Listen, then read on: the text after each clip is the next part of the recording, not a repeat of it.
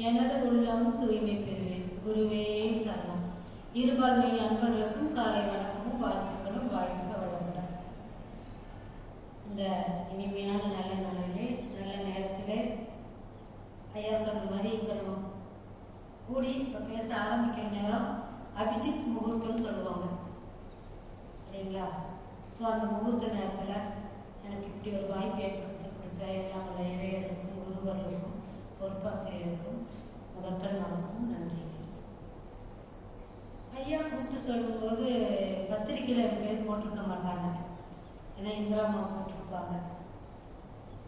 அப்புறம் ஐயா கூப்பிட்டு சொன்னார், 6ஆம் தேதி உங்களுக்கு வரக்கு வாய்ப்பு இருக்காங்கம்மா, இந்திராமானால் வர முடியாது அப்படின்னாங்க. 6ன்னு சொன்னார். 6க்கு எனக்கு ஒரு கனெக்டிவிட்டி இருக்கு. எங்கள் வீட்டில் 7 பேர், 7 பேரும் பெண்கள் தான். அதில் 6வது நான். எப்படி கனெக்ஷன் இருக்கு? சரி, எல்லாம் நம்பிக்கை அப்படின்னு. அப்போ இந்திராமாவுக்கு முதல்ல ஒரு நன்றி சொல்லணும், ஏன்னா அவங்க வரலைங்கிறதுனால இந்த 6வது கட்டணங்களுக்கு ஒரு வாய்ப்பை ஏற்படுத்தி கொடுத்துருக்கு. பெண்களாக பிறக்கிறது கஷ்டம்னு சொல்றாங்க இல்லைங்களா? இன்னைக்கு சொல்லலாம் அப்படி. அந்த காலத்துல பெண்களாக பிறந்தா பிறக்கும் போதே பையனா எல்லாம் சந்தோஷப்படுவாங்க. பொண்ணா அப்படின்னு என்ன பண்ணுவாங்க, பெண்களே மௌனம் இருப்பாங்க. ஆனா அப்பயே என்ன சொல்றாங்க, அரிதறிந்து மானிடராய் பிறத்தறிந்து அதனினும் கூன் குருடு செவிடு பேடி நீங்கி பிறத்தலறிந்து அதனினும் மாதவராய் பிறத்தலறிந்து. ஒரு பெண் வீட்டுக்கு பிறந்தா மகாலட்சுமி இல்ல. ஆனா ஏன் அப்படி சொன்னாங்க யாருக்காவது தெரியுங்களா? ஏன் ஆண் வேணும்னாங்க? ஐயா நான் அறிமுகப்படுத்தும் போது ஒரு வார்த்தை சொல்ல மறந்துட்டேன். பரிபூர்ணம் வந்தா கேள்விதான் கேட்பாங்க அப்படின்னு சொல்லியிருக்கணும். சரி, யோசிச்சு வைங்க.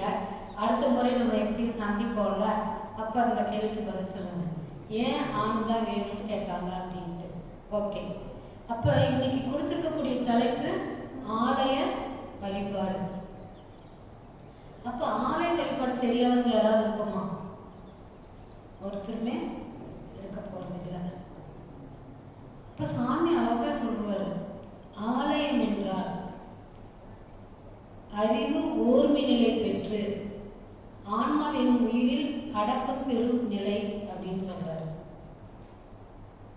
ஆலயம் என்னும் சொல்லில் ஆ என்பது ஆன்மா, அடுத்து வரும் லயம் அதனுடைய அடக்க நிலை அப்படிங்கிறார். ஆலய வழிபாட்டை தேர்ந்தெடுத்து பழக அறிவு உணரும் நிலை மெய்ப்பொருள் அப்படிங்கிறார்.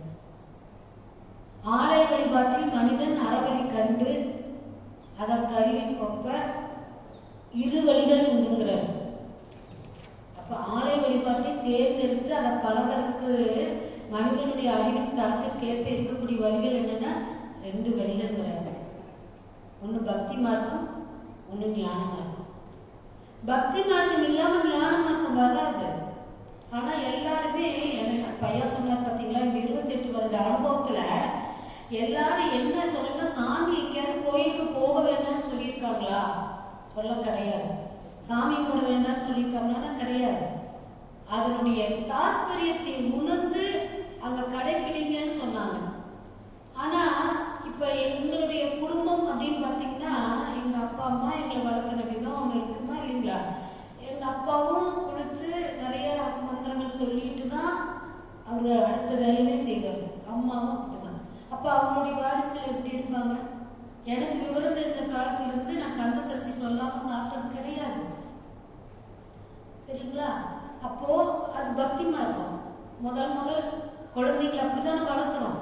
கோயிலுக்கு கூட்டிட்டு போய் சாமியை கும்பிடு, காப்பாத்திக்கோன்னு சொல்லு அப்படின்னு சொல்றோமா இல்லைங்களா? அப்போ இதெல்லாம் எப்ப வரைக்கும் அப்படின்னு சொன்னா, இதெல்லாம் நம்பிக்கைன்னு சொல்றாரு. பக்தி மார்க்கம் பூரா நம்பிக்கை. பெரியவங்க என்ன சொன்னாங்களோ அப்படியே கேட்டு நடந்தோம். இப்ப நம்மளும் அப்படிதான் வந்திருக்கோம். நம்ம அம்மா அப்பா என்ன சொன்னாங்களோ அதை கேட்டு அதன் வழிதான் வந்தோம். எப்ப வரைக்கும்? நமக்குன்னு ஒரு விளக்கம் தெரியற வரைக்கும். விளக்கம் தெரியாத வரைக்கும் அப்பா அம்மா சொன்னா சரியா இருக்கும். அது அந்த காலம். நான் சொல்றது எல்லாமே கொஞ்சம் அந்த காலம். அம்மா அப்பா சொன்னா சரியா இருக்குன்னு கேட்டு நடந்தோம். இன்னைக்கு யாராவது சொன்னா நம்ம குழந்தைங்க கேட்குங்களா? மாறிடுச்சு. காலமா இல்ல, பழக்க வழக்கங்களை மாத்திக்கிட்டோம். ஸோ அதனால என்ன ஆச்சுன்னா இன்னைக்கு குழந்தைங்க கிட்ட போய் சொன்னீங்கன்னா 1000 குழந்தைங்கள 1000 கொஸ்டின் கேட்கறாங்க. நேற்றுக்கு என் பேரன் கூட கேட்டான், அந்த இப்போ நியூ இயர் அன்னைக்கு நாமக்கல் ஆஞ்சநேயருக்கு அப்படியே என்ன 1 கோடி இதுன்னு சொல்லிட்டு மலை ரச்சனைன்னு சொல்லிட்டு கூட கூடையா பூவை கொட்டிகிட்டே இருக்காங்க. அதை நிறுத்தவே இல்லை. அதை பார்த்துட்டு அவன் ஒரு கேள்வி கேட்குறான், அது சாமியா இருந்தாலும் உங்களுக்கு இரிட்டேட்டிங்கா இருக்காது? இத்தனை கொட்டுறாங்க, எவ்வளவு நேரம் கொட்டுவாங்க? எனக்கு ஒரு நிமிஷம் அப்படியே இதாயிடுச்சு. அவன் என்ன நினைச்சிட்டு இருக்கான், அவங்களுக்கு கூட அது இரிட்டேட்டிங்கா இருக்கும்னு அந்த உணர்வு இருக்கு. நம்ம காலத்துல குழந்தையா இருக்கும்போது நம்ம இப்படி ஒரு கேள்வி கேட்க தெரிஞ்சிருக்குமா? இன்னொரு குழந்தை திண்டல்ல என்ன பண்ணிட்டு இருக்குங்க அப்படின்னா, அந்த சாமிக்கு நைவேத்தியம் காட்டும்போது திற போட்டுருவாங்க, தெரியக்கூடாது அப்படின்ட்டு. அப்போ அவன் கேட்டான், ஏம்மா, ஒரு குழந்தை அவங்க அம்மாட்ட கேட்குது, ஏம்மா சாப்பிடும் போது யாருக்கும் தெரியாம மறைச்சு வச்சு சாப்பிடக்கூடாதுன்னு சொல்லியிருக்கீங்களே, இப்ப சாமி மட்டும் எதுக்கு திற போட்டான்னு கேட்டா சாமிக்கு அன்னம் ஊட்டுறாங்கன்னு சொன்னா, இப்ப சாமிக்கு மட்டும் ஏன் திற போடுறாங்க அப்படின்னு கேட்கிறாங்க. அப்ப இன்னைக்கு குழந்தைங்க எப்படி இருக்குதுங்க? அறிவு சிறந்து விளங்குகிறார்கள். அதனால எல்லாத்துக்கும் கேள்வி வரும். அப்ப கேள்வி, அந்த குழந்தைங்க கேட்கக்கூடிய கேள்விக்கு நம்மளால பதில் சொல்ல தெரியுமானா தெரியாது, என்னை பொறுத்த வரைக்கும். ஏன்னா அதுல அவ்வளவு அறிவுபூர்வமா கேட்குதுங்க, ஆக்கப்பூர்வமா சிந்தனையோட கேட்குதுங்க. ஆனா நம்ம காலத்துல கோயிலுக்கு வாங்க, அப்படியே ஜடமாட்ட போனோம், ஜடமாட்ட வந்தோம், அப்படி கும்பிடுனா அவங்க என்ன சொல்றாங்களோ அப்படியே ஏன் இருக்குன்னு அந்த சிந்தனையே கிடையாது. ஆனா அது ஒரு வகையில கொடுத்து வச்சவங்கதான். ஏன்னா எந்த ஒரு கஷ்ட நஷ்டம் தெரியல, எந்த சுக துக்கம் தெரியல, அவங்க என்ன சொன்னாங்க அப்படியே கேட்டு அப்படியே நடந்துவாங்க. அப்படி எல்லாம் இருந்துச்சு. அப்ப சாமி என்ன சொல்றாரு, 14 வயது வரைக்கும் நம்பிக்கையின் வழி வாழ்வது பக்தி மார்க்கம் அப்படின்னு சொல்றாங்க. அப்ப பக்தி வேணுமா வேண்டாம்? அம்மா அப்பா மேல பக்தி, குரு மேல பக்தி, தெய்வத்தின் மேல பக்தி. பக்தின்னு சொன்னாக்கா எனக்கு யார் ஞாபகத்துக்கு வராங்கன்னா குந்தி தேவிகள் ஞாபகத்துக்கு வராங்க. ஆஞ்சநேயர் பக்தர் தான், பிறந்த ராம பக்தர், நிறைய பேர் இருக்காங்க பக்தர்கள் சொல்ல போனா. ஆனா அதுலயும் ஏன் குறிப்பா குந்தி தேவின்னு சொல்றேன்னா, குந்தி தேவி கிருஷ்ணன்கிட்ட போய் என்ன கேட்கிறாங்கன்னா, எனக்கு அடுத்த பிறவியிலும் நிறைய துன்பத்தை கொடுன்னு கேட்டாங்க. நாம என்னப்போ கோயிலுக்கு போயிட்டு எனக்கு மட்டும் நீ வச்சு செய்யற, இப்ப கடவுளுக்கு அப்படிதான் கேட்போம், எனக்கு மட்டும் வச்சு செய்யற, நான் மட்டும்தான் கஷ்டப்படுறேன், மற்றவங்க எல்லாம் நல்லா இருக்காங்க, எனக்கு மட்டும் இது இவ்வளவு கஷ்டம் அப்படின்னு சொல்லிட்டு இப்ப கடவுள்கிட்ட போய் யாராவது உண்மையா கண்ணை திறந்து அந்த சிலைய ஆத்மாத்மா நினைச்சு வழிபடணும்னா கிடையாது. போயிட்டு ஒரு லிஸ்ட் வைப்போம், என் பொண்ணுக்கு கல்யாணம் ஆகலையா, கல்யாணம், பையனுக்கு வேலை கிடைக்கலையா, வேலை கிடைக்கணும், என் புருஷன் சொன்ன பிச்சு கேட்கலையா, கேட்கணும், மெயினா அதுதான். அப்புறம் லாபம் வேணும், அது வேணும், இது வேணும், அவர்கிட்ட போய் என்ன பண்ணிட்டே இருக்கோம், அதை கூட இதை கூட அதை கூட இதை கூடன்னு நம்ம லிஸ்ட் தான் போடணுமே தவிர, யாராவது நான் பக்தியால இன்னைக்கு போய் காரைக்கால் அமையாரா பக்தியால் அப்படியே தலையை கீழே வச்சு நடந்து கைலாசம் போய் நம்ம அவர் எதையாவது வேண்டுனாரா? கோயிலுக்கு முருகன் கோயிலுக்கு போனா அவருக்கு கூப்பிட்ட கோயிலுக்கு ஓடி வரக்கூடியவர் இல்லைங்களா? அப்படி என்ன பண்ணிட்டு இருக்கிறோங்க, ஒவ்வொரு கோயிலுக்கும் விநாயகர் கோயிலுக்கு இருக்குவோம், யாருக்காவது தெரியுமா? சரி கேட்டா விநாயகர் அவர்கள் எத்தனை பேருக்கு தெரியும்? விநாயகர் அவர்கள் ஒரு பதிவு ஒரே ஒருத்ததான் கைத்து போறாங்க பாப்பா, அதுக்கப்புறம் 3 பேர். சரி, விநாயகர் அவர்கள் தெரியும், அதனுடைய அர்த்தம் என்னன்னு யாருக்கு தெரியுங்க? அர்த்தம் தெரிஞ்சா நான் ஏன் இங்க இருக்கேன் இல்ல? எல்லாருமே விநாயகர் முன்னாடி போய் அந்த அகவலை பாராயணம் செய்வதுதான் அப்படின்னு நினைச்சிட்டு இருக்கிறோம். சீதக்கல்வ செந்தாமரைக்கும் பாதச்செல்வம் பழைய இசைப்பாட அப்படின்னு அந்த அகவலை சொல்றோம். ஆனா அதுல என்ன கான்செப்ட் இருக்குது அப்படின்னு பாத்தீங்கன்னா, மூலாதாரத்து 3 எழுத்தனலை காலால் எழுப்பும் கத்தறிவித்து அமுத நிலையும் ஆதித்து நீக்கணும், ஐம்புலங்கதவே அடைப்பும் காட்டி ஆறாதாரத்து அங்கஸ் நிலையும் பேரால் ஊற்றி பேச்சிரை எடுத்தேன். அப்ப இந்த அகவல்ல என்ன கொடுத்திருக்காங்க அப்படின்னு சொன்னா, நமக்கு சாமிஜி கொடுத்த காயகல்பத்தை கொடுத்திருக்காங்க. மூலாதாரத்து 3 எழுத்தலைன்னா மூலாதாரத்துக்கு மூச்சு காற்றை எழுப்பி தலை உச்சி கொண்டு கால் நீங்க காற்று அதை எழுப்பி எங்க கொண்டு வாங்க, உச்சி கொண்டு வாங்க, அதை சொல்றாங்க.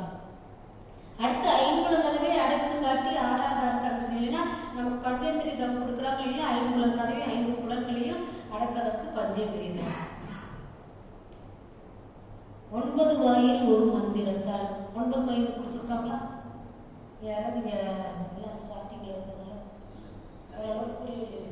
சரி, அப்போ 9 மைதானம் கொடுத்துருக்காங்க. அப்ப எல்லாமே பாத்தீங்கன்னா அந்த காயகல்பத்திலையும் நமக்கு தவத்திலையுமே அந்த அகோல் அப்படியே கொண்டு வந்து கொடுத்துட்டாங்க. ஆனா எனக்குமே பாத்தீங்கன்னா ஃபர்ஸ்ட் எல்லாம் நானும் போய் விநாயகர் முன்னாடி காலையில விநாயகர் கவசம், சாயந்தரம் விநாயகர் ஆகணும் அப்படின்னு படிச்சுட்டு இருந்தேன். அப்புறம் இந்த பயிற்சிகளை வந்துட்டு அந்த அகோல் படிக்க படிக்க சாமி என்ன கான்செப்ட் கொடுத்துருக்காங்கன்னு நமக்கு புரியுது. அப்ப விநாயகர் அகோல் எவ்வளவு ஒரு முக்கியமான கவசம்.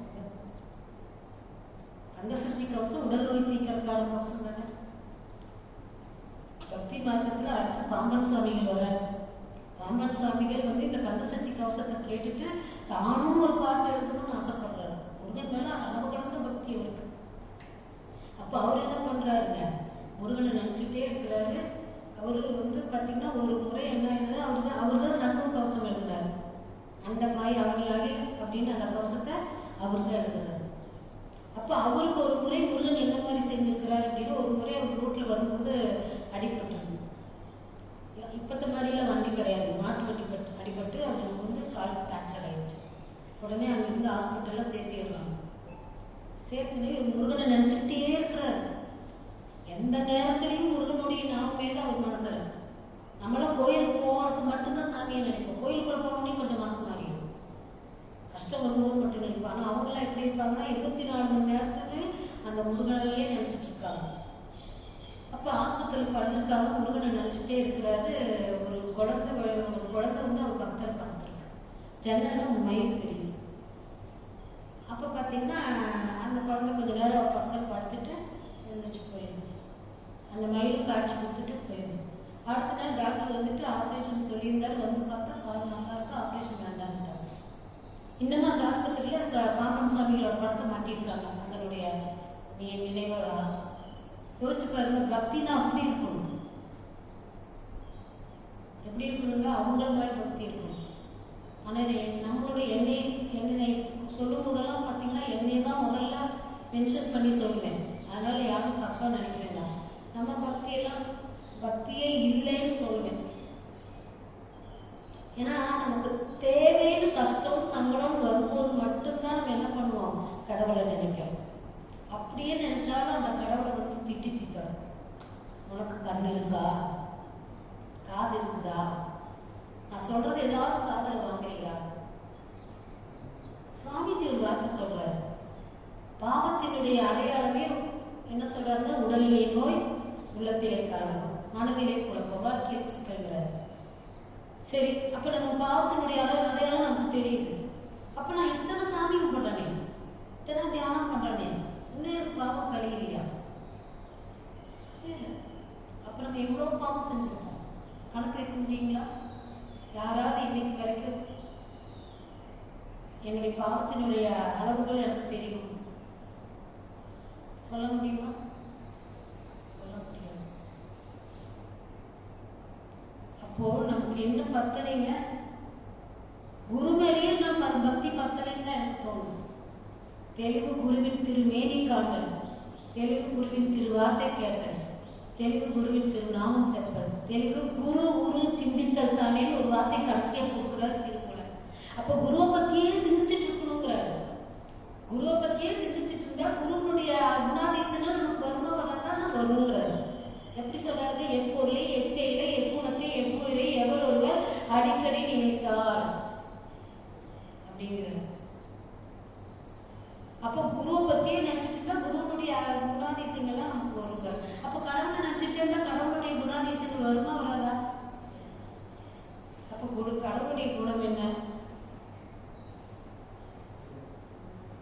யாருக்குன்னு தெரியும். கடவுளுடைய குணம் என்ன?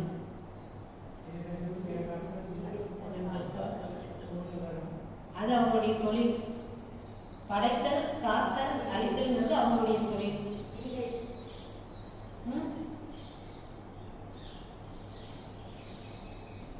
தாய்மார்களுக்கும் தெரியல, தந்தைமார்களுக்கும் தெரியல, எனக்கும் தெரியாது.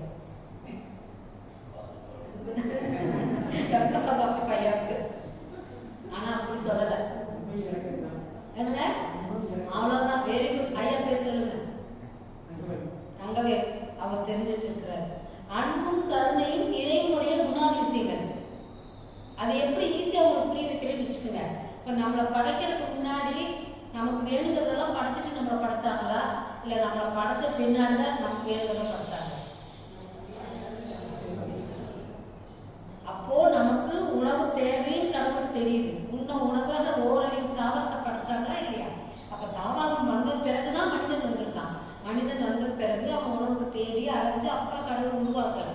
அப்ப கடவுள் எவ்வளவு அன்பும் கருணையுமா இருக்கிறாரு. அப்ப கடவுளுடைய குணாதிசயங்களை உணர்ந்து கொள்வதுன்னா ஞான மார்க்கத்துக்கு போகணும். இல்லைங்க எனக்கு சிலை வழிபாடு போதும். அப்ப சிலை வழிபாடு எப்படி வந்துச்சு? முதல்ல அது தெரியணும் இல்லைங்க. எல்லா ஊருக்கு கோயிலா கட்டி வச்சுக்கிறோம். அது இப்ப ரொம்ப ட்ரெண்ட் ஆகிட்டு வருது. கோயில் கட்டுறதுல இருக்கிற கோயில்களை புனரமைச்சாலே போதுமானது. ஆனா இன்னைக்கு 1 கோடி ரூபாய் செலவு செஞ்சு ஒரு புது கோயிலை கட்டுறாங்க. பழைய கோயில் சிதிலம் அடைஞ்சிட்டு இருக்கு. ஏன்னா பழைய காலம்லாம் ஆத்மாத்மா அறிவுபூர்வமா எவ்வளவு ஒரு சிந்தனையோட அந்த கோயில்களை அமைச்சிருக்காங்க. அப்ப மக்களுடைய தேடல் என்ன? பொருள், புகழ், செல்வாக்கு, புகழ், இன்பம். அப்ப சிலை வழிபாடு வந்த விதம் எப்படியும் முதல்ல தெரியும். அப்போ மனிதனுக்கு 7 சம்பத்துக்களை பெற வேண்டும் நினைக்கிறான். ஒன்று உருவமைப்பு, உடல் வலிவு, அறிவின் உயர்வு, புகழ், குணம், சுகம், செல்வம், சுகம். இந்த 7 சம்பத்துக்களை பெறுவதற்காக ஒரு மனிதன் முயற்சி செய்கிறான். அப்ப முயற்சி செய்யும் பொழுது இந்த 7 சம்பத்துக்களையும் நான் யார்கிட்ட போய் கேட்பேன்? இப்ப எனக்கு ஏதோ ஒன்று தேவை. திருமணத்துக்கு முன்னாடி நான் எங்க அப்பா அம்மாட்ட கேட்பேன். நம்ம எல்லாருமே அப்படிதான் பண்ணுவோம். ஏதோ ஒரு பொருள் வேணும்னா யார்கிட்ட போய் கேட்போம்?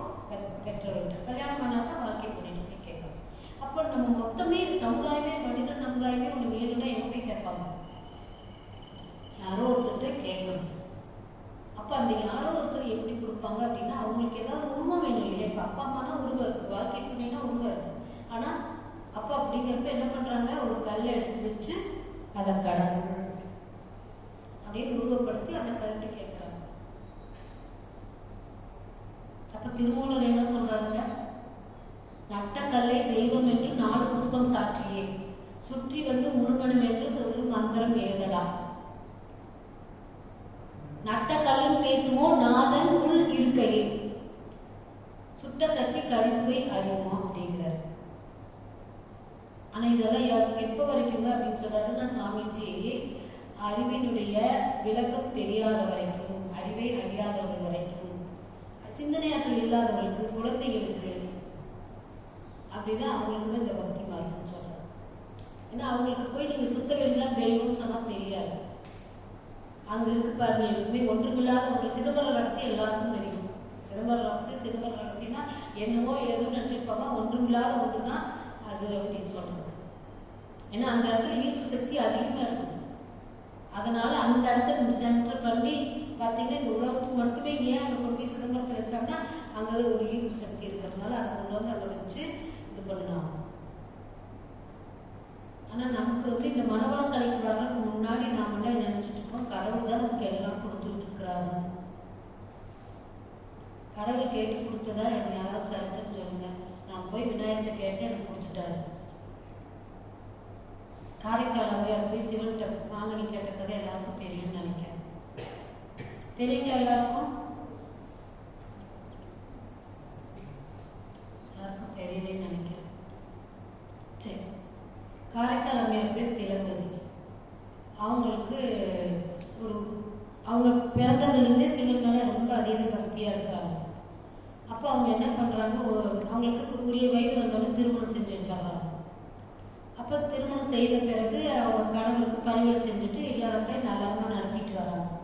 அவங்க வந்து சிவனடியார்களுக்கு உணவு இடக்கூடிய பழக்கம் உடையவங்க. ஒரு முறை அவங்க வீட்டுக்கார் வந்து வாணிபம் செய்யக்கூடியவர். அவர் கடைக்கு ஒருத்தர் தேடி வந்து ஒரு மாங்கனியை கொடுத்துட்டு போறாங்க. அப்போ சரின்னு அந்த கடையை வேலை செய்யறவங்ககிட்ட அவங்க வீட்டில் கொண்டு போய் வெயின்னு சொல்லி கொடுத்தாங்க. அப்போ இந்த அம்மா உணவு சமைச்சிட்டு இருக்காங்க. ஒரு சிவனடியார் வீட்டுக்கு வர்றாங்க. அப்போ உணவு ரெடியாகலன்னு சொல்லிட்டு அந்த மாங்கனி எடுத்து அவங்களுக்கு கொடுத்தாங்க. அப்போ அவரும் பசி அறிட்டு கிளம்பிடுறாரு. இப்போ வீட்டுக்காரரு வீட்டுக்கு போஜனத்துக்கு வர்றாரு. அப்போ அவங்களுக்கு உணவு பரிமாறுறாங்க. 2 பழம் கொடுக்குறாங்க. 2 பழம் கொடுத்ததுல 1 பழம் சிவனடியாருக்கு கொடுத்துட்டாங்க. இப்போ இவங்க சாப்பிடும்போது நான் மாங்கனி கொடுத்தனே எடுத்துட்டாங்க, உனக்கு கொண்டு வந்து கொடுக்குறாங்க. அவருக்கு அது சாப்பிட்டா ரொம்ப ருசியாக இருக்குது. அந்த ருசியில் அவர் அந்த இன்னொரு மாம்பழத்தையும் கொண்டுவான்னு கேட்குறாரு.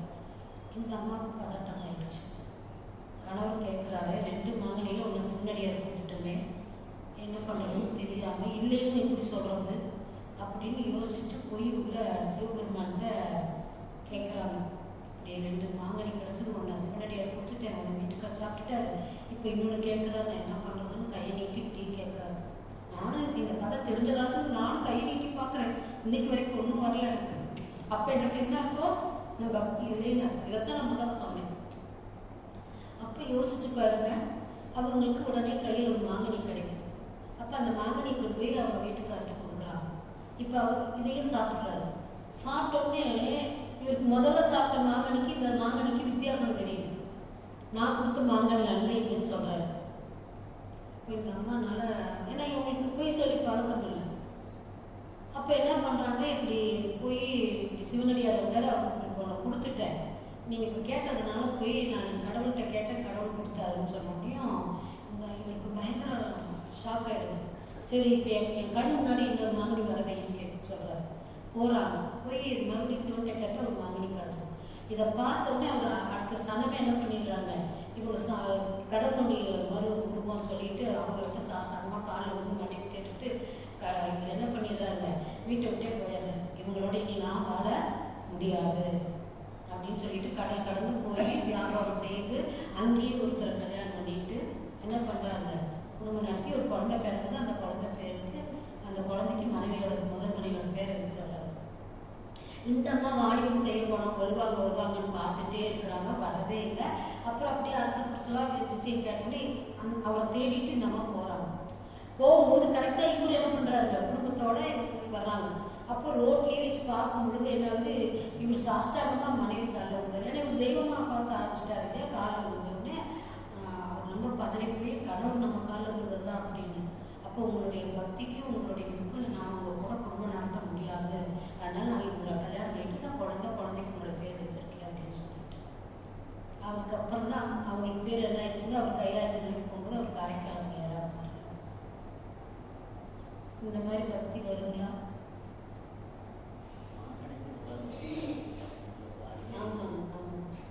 யோசிச்சு பாருங்க. இப்ப போனாலும் மாங்கனி திருவிழான்னு சொல்லி எல்லாருக்குமே மாம்பழம் கொடுக்குறாங்க. பக்தினா எப்படி இருக்கணுங்க, அப்படி இருக்கணும். அவையார் கதையும் தெரியும் உங்களுக்கு. அவையார் அப்படிதான், சின்ன பிறந்ததுல இருந்தே விநாயகர் மேல அளவு கடந்த பக்தி. அவர் தான் அந்த விநாயகர் அவருக்கு கொடுத்தது அவையார். அப்ப அவர் என்ன பண்றாரு, அவருக்குரிய வேலை திருமணம் செய்யணும்னு ஓடி போய் பிள்ளையார் கால் கொடுத்துறாரு. எனக்கு கல்யாணம் வேண்டாம், எனக்கு முதுமை கொடுன்னு கேட்கிறாரு இளமையிலே. அப்பெல்லாம் இளமையிலே எனக்கு என்ன வயசு இருக்குங்க, 12 வயசுக்குள்ளேயே திருமணம் பண்ணுவாங்க இல்லைங்களா, பாலியல் திருமணம்னு சொல்லிட்டு. அப்பவே என்ன பண்றாரு, அந்த விநாயகர் காலனியில போய் விழுந்து எனக்கு முதுமை கொடுன்னு அன்னைக்கு முதுமையான உடனே கொடுத்தாரு. அந்த காலத்துல அப்படி பக்தி செய்யறாங்க. பக்தியில மீறாவும் அப்படிதான் பாட்டு பாடியே கிருஷ்ணனை அடைஞ்சாங்க. இப்படி பக்தியில எடுத்தா ஏகப்பட்ட பேர் சொல்லாங்க. எங்க அம்மா எனக்கு நல்ல வேலை சின்ன வயசுல பட்டினத்தார் கதை, நந்தனார் கதை, இவங்க கதையெல்லாம் சொல்லியிருக்காங்க. நந்தனார் கதையை கேட்டு நான் பார்த்துட்டு நான் அழுத கொஞ்சம் நஞ்சம் இல்லைங்க. என்ன மாதிரி ஒரு பக்தி நமக்குள்ள எந்த காலத்துல எந்த பிரிவில் வரும்னு தெரியல, அப்படி ஒரு பக்தி இருக்கு. நந்தனார் கதையை ஒரு நிமிஷம் சொல்றேன். ஐயா நான் எனக்கு ஒரு வார்த்தை சொல்லிட்டாரு, 1 மணிக்கு முடிக்கணுமா, ஆனா இங்கேயும் உணவு ஏற்பாடு செய்திருக்கிறதுனால கொஞ்சம் 5 நிமிஷம் 10 நிமிஷம் முன்ன பின்ன ஆனாலும் விட்டுரும், சரிங்களா? அதனால அடுத்த முறை இப்போ உங்களுக்கு நாளையோட வகுப்பு முடியுது, அடுத்த வருடம் 7 நாள் கொடுப்பாங்க இல்லைங்களா, கடலை மிட்டாய் யாராவது ஏற்பாடு பண்ணி கொடுத்துருங்க. கடலை மிட்டாய் சாப்பிட்டீங்கன்னா கொஞ்ச நேரத்துக்கு பசி இருக்காது ஒன்று. அடுத்து நல்லா அது செலவா செப்பரேட் பண்ணி உங்களுக்கு நல்லா சாப்பிட்றதுக்கு வாய்ப்பு ஏற்படுத்தி கொடுக்கும். ஏன் நான் நேற்றுக்கு சொல்றேன்னா, நேற்றுக்கு எங்களுக்கு 2-3 நாளாவே ஜோதிட மாநாடு. அதுல யதார்த்த ஜோதிடர் செல்வித்தாவும் நிறைய பேர் கேள்விப்பட்டிருக்கீங்க டிவி கூட. அவர் கரெக்டா என்ன சொன்னாருன்னா, இவர் எப்ப பார்த்தாலும் என்னுடைய ஒவ்வொரு மாநாட்டுக்கு வரும்போதெல்லாம் கரெக்டா 1 மணிக்கு தான் எனக்கு வைக்க கொடுக்குறாரு. எல்லாம் ஒன்னா பசியோட இருப்பீங்க, இல்லைன்னா சாப்பிட்ட பிறகு வைக்க கொடுப்பாரு, எல்லாம் தூக்கத்துல இருப்பீங்க. அதனால அவர் என்ன பண்ணிட்டாரு, அங்க 1000 பேர் இருந்தாங்க, 1000 பேருக்கும் கடலை மிட்டாய் கொடுத்தாரு. அது நேற்று காதல் வந்து இன்னைக்கு அப்படியே கொடுத்துட்டேன். இல்லை நீங்களாவே யாருனாலும் ஸ்பான்சர் பண்ண முடியலன்னா அவங்க ஒரு கடலை தைக்கிறது, அது இன்னும் ஈஸியாக போயிடும். ஒரு கடலை குருவி வாங்கி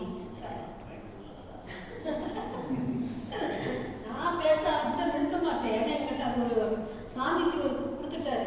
அவர் பேச ஆரம்பிச்சிட்டோம் நீங்களேன், அது அப்படியே மனிதருக்கு வேலை மாட்ட வந்துட்டே இருக்கும். சரிங்களா? அதனால நாளா முன்ன பின்ன ஆச்சுனாலும் மன்னிப்பு அதுக்கு காடு நானெல்லாம் பொறுப்பா. சரி ஓகேங்களா? சரி, நந்தனார் கதைக்கு வந்துடும். இப்போ நந்தனார் வந்து பார்த்தீங்கன்னா அவர் வந்து தாழ்த்தப்பட்ட ஜாதியில பிறந்தவர். அவர் வந்து பிறந்தாலும் கூட அவருக்கு குழந்தையிலிருந்தே சிவபக்தர் அதிகம். சிவாயம்னு சொல்லிட்டே இருப்பார். அர்ச்சனைகள்லாம் சாமி கும்பிட மாட்டாங்க. ஆனால் அவர் வந்து பார்த்தீங்கன்னா நல்லா அது என்னவோ அவர் செய்த புண்ணியம். ஆனால் அவர் வந்து ஒரு பெரிய ஐயர்கிட்ட வேலை பார்க்குறாரு. அந்த அவங்களுடைய தோட்டத்தில் வயலெல்லாம் வேலை பார்க்க முடியும். அப்போ அவர் வேலை பார்த்துக்கிட்டே அவர் சிவநாமத்தை சொல்லிக்கிட்டே இருப்பார். அவர் கூட வேலை செய்கிறவங்களையும் இவர் என்ன பண்ணுவாருங்க, அப்படியே பழக்கப்படுத்துவார். எல்லாரும் வந்து கோயிலுக்கு போய் சாமி போடணும், சிவனை கும்பிடணும், வழிபடணும் அப்படின்னு சொல்லிக்கிட்டே இருப்பாங்க. அந்த அந்த அந்த மக்களுக்கெல்லாம் வந்து அறிவினுடைய உயர்வு இல்லாதவங்க. அப்போ அவங்க வந்து இவரையும் கேலி பண்ணிகிட்டே இருப்பாங்க. அப்புறம் அவங்களெல்லாம் அந்த காலத்துல எல்லாம் கோயிலுக்குள்ள விட மாட்டாங்க. தாழ்த்தப்பட்ட ஜனங்களை வந்து கோயிலுக்குள்ள வழிபாடு செய்ய விட மாட்டாங்க. அப்போ இவர் வந்து எப்படியாவது நம்ம பக்கத்தில் இருக்கிற கோயிலுக்கு போய் அந்த சிவனை வழிபாடு செய்யணும் அப்படின்னு சொல்லிட்டு இவர் போகும்போது 4 பேரை கூட்டிகிட்டு போகிறாங்க. அப்படியே அதில் கொஞ்சம் பேர் போவாங்க.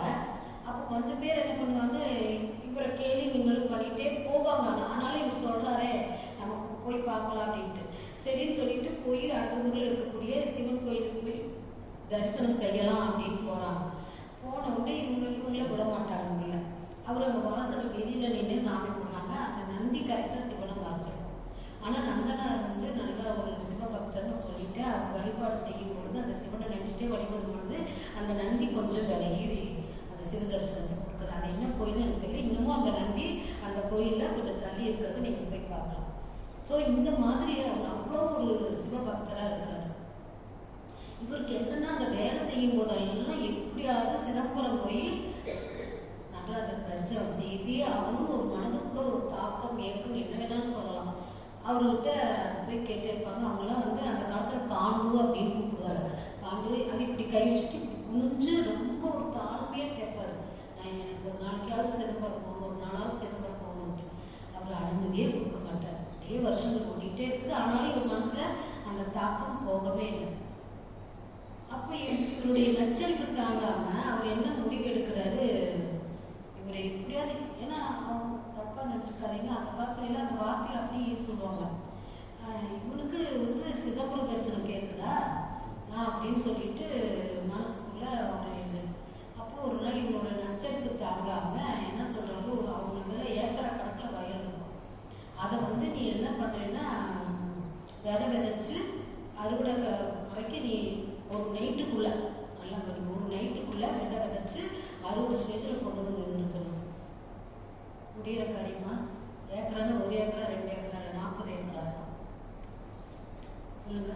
அப்போ அவ்வளோ இடத்தையும் விதைச்சு அறுவடைக்கு நிற்கணுமா? இவருக்கு அப்படியே ஆடி போயிடுது. ஆனால் என்ன பண்ணுறாருன்னா அந்த சிவனை நினைச்சுக்கிட்டே இருக்கிறாரு. அப்படியே நைட் ஆயிடுது. அந்த வயத்துக்குள்ளேயே அப்படியே கண்ணை சுத்தறாரு. அந்த நேரத்தில் அந்த சினிமாவில் தான் இது நடக்குமா, வாழ்க்கையிலேயே நடந்திருக்கிறதுனால தான் சொல்கிறாங்க. அப்போ சிவனுடைய அருளால் அத்தனை நேரம் என்ன ஆயிருங்க, விளைஞ்சு ரெடியாக நிற்குது. இந்த ஐயருக்கு ஒரு துணையாக இருப்பார். அவரு அப்படி காலையில் அப்படியே அப்பெல்லாம் காலத்து வீட்டுக்கு கல் தேய்ச்சிட்டே வருவாங்க இல்லைங்களா? அப்படி வரும்போது வந்து பார்த்தா இப்படி ஏகத்துக்கு இப்படி விளைஞ்சு நிற்குது. அவருனாலே நம்ப முடியல, ஆச்சரியமா அதிசயமாக இருக்குது. ஓடி போய் அவர்கிட்ட சொல்கிறாரு. அவர் ஐயருக்கும் நம்பவே முடியல.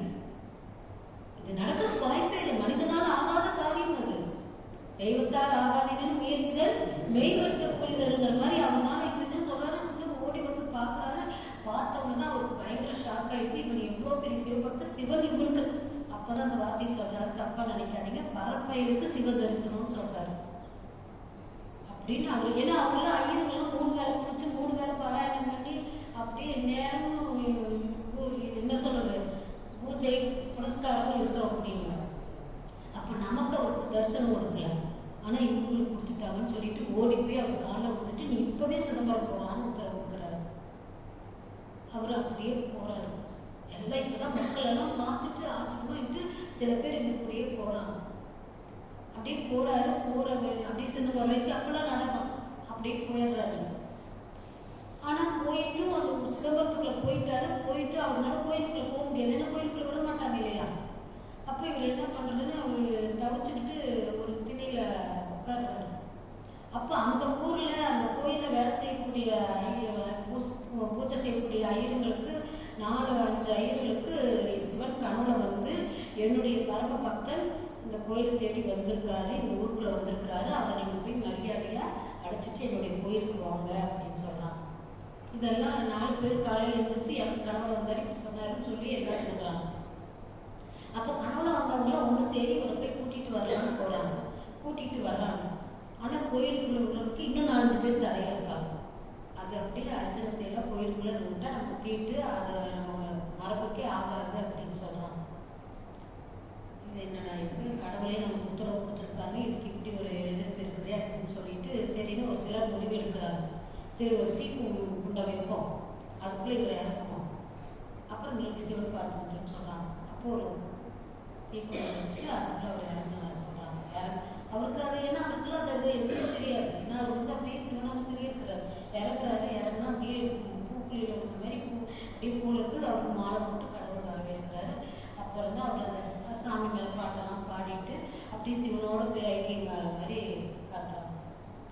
எப்படிங்க பக்தி? பட்டினத்தார் பக்தி, நந்தனார் பக்தி, இந்த மாதிரி ஏகப்பட்ட பேர் சொல்லலாம். பக்தி மார்க்கத்தில் நாயன்மார்கள் சொல்லலாமே. ஆழ்வார்கள் 63 நாயன்மார்கள்.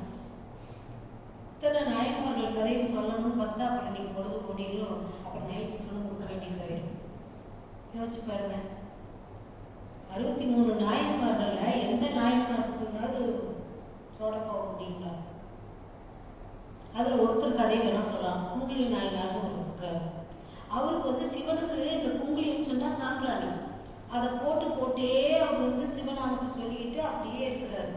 வறுமையிலும் வறுமை, ஒருவேளை சாப்பாட்டு கூட இல்லை. இருந்தாலும் பரவாயில்ல, தனக்கு சாப்பாடே இல்லைனாலும் அந்த என்ன பண்றாரு, குங்குலிக்கு வாங்கி கொண்டு போய் வச்சு சாமிக்கு பூஜை பண்ணிட்டு வந்துருக்காரு. ஒரு முறை அவங்க வீட்டு அம்மா வந்து துன்பம் தாங்க முடியல. எவ்வளவு நாளைக்கு யாருனால பசி தாங்க முடியும்? சோறு முக்கியமா சங்கம் முக்கியமா? 1 மணி வரைக்கும் சங்கம் முக்கியம். 1 மணி ஆச்சுன்னா எனக்கு சோறு முக்கியம் இல்லையா? எவ்வளவு நேரம் சங்கத்தில் உட்காந்துருப்போம்? மீறி போனா நான் சொன்னதுனால ஒரு 1:30 வரைக்கும் உட்காந்துருப்போம். அதுக்கு மேல மனசெல்லாம் எங்க போங்க?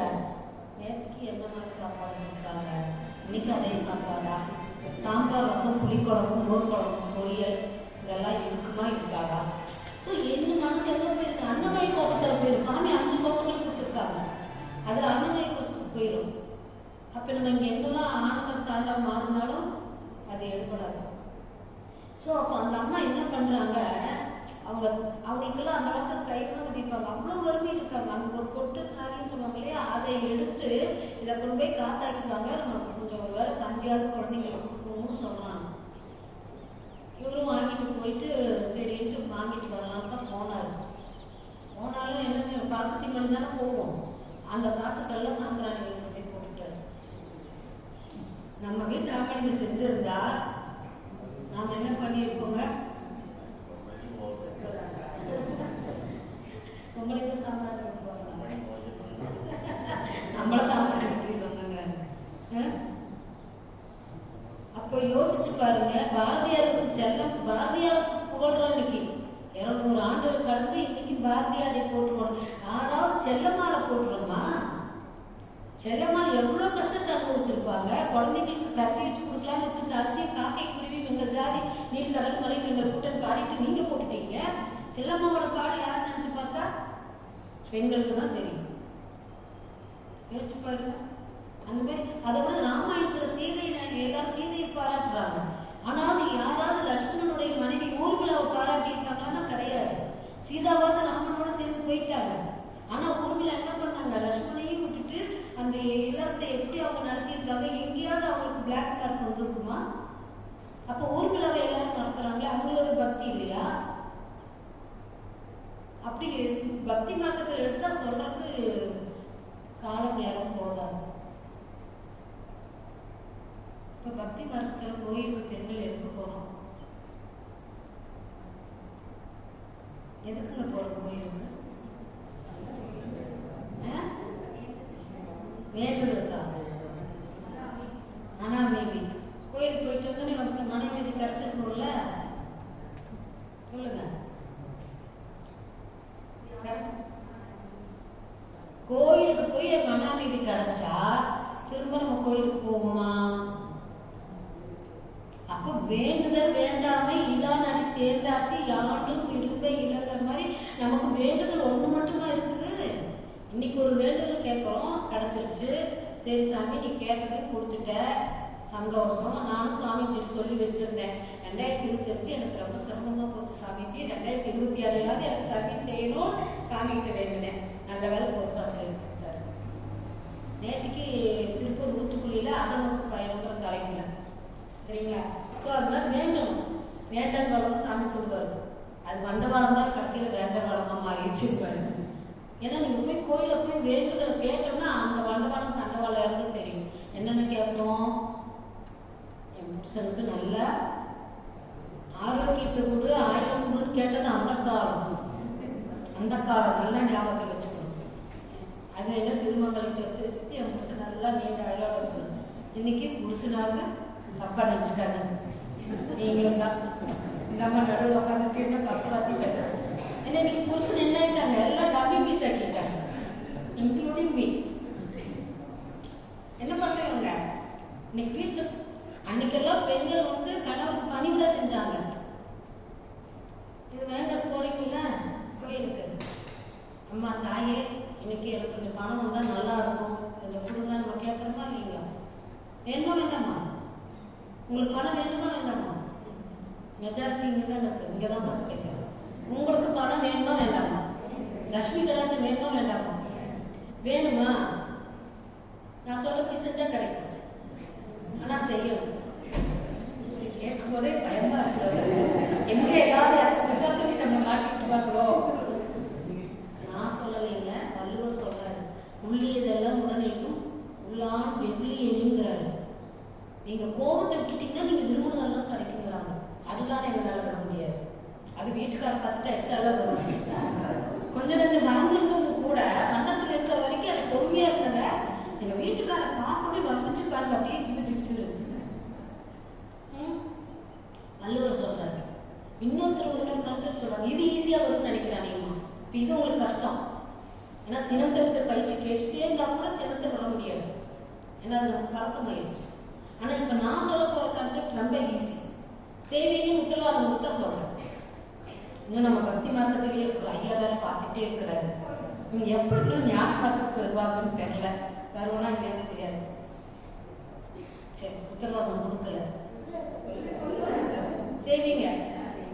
சரி, உங்களுக்கு லட்சுமி கடாட்சம் வேணும், சரிங்களா?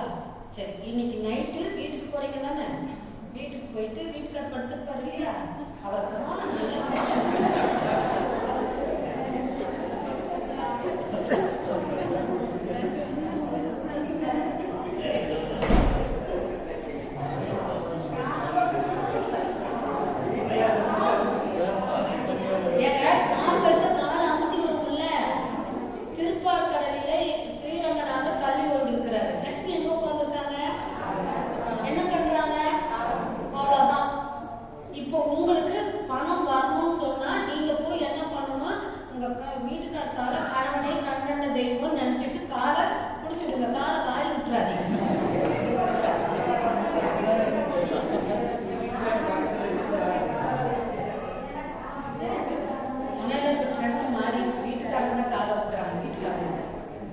சரிங்களா? ஆனா அப்படி செஞ்சீங்கன்னா கண்டிப்பா தனவரவு உண்டுங்க. நீங்க எழுதினா வச்சுக்கோங்க, இதான் செய்யணும். ஆனா கணவன் மனசுக்குள்ள நொந்துகிட்டு நம்ம சொல்லிட்டு போயிட்டு நான் செஞ்சேன்னா வரமாட்டேன். ஒரே கடவுள்.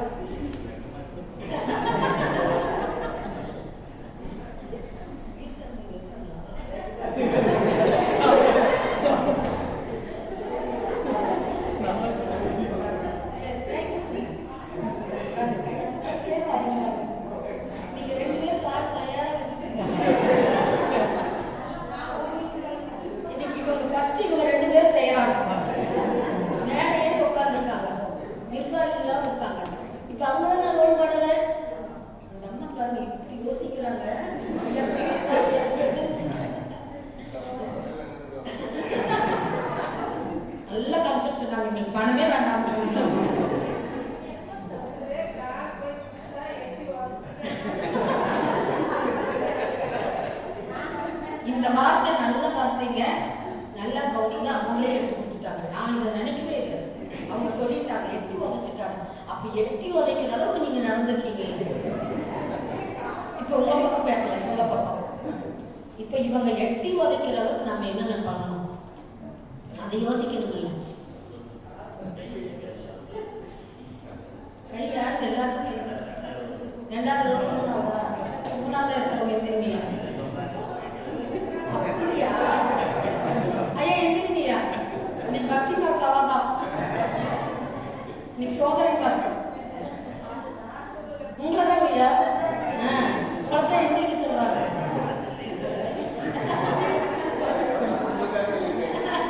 யாரோ கேட்டாங்க, சொன்னவங்க யாருங்க? யாரும் வர மாட்டாங்க. நீங்க ஐயாவுக்கு கேட்டு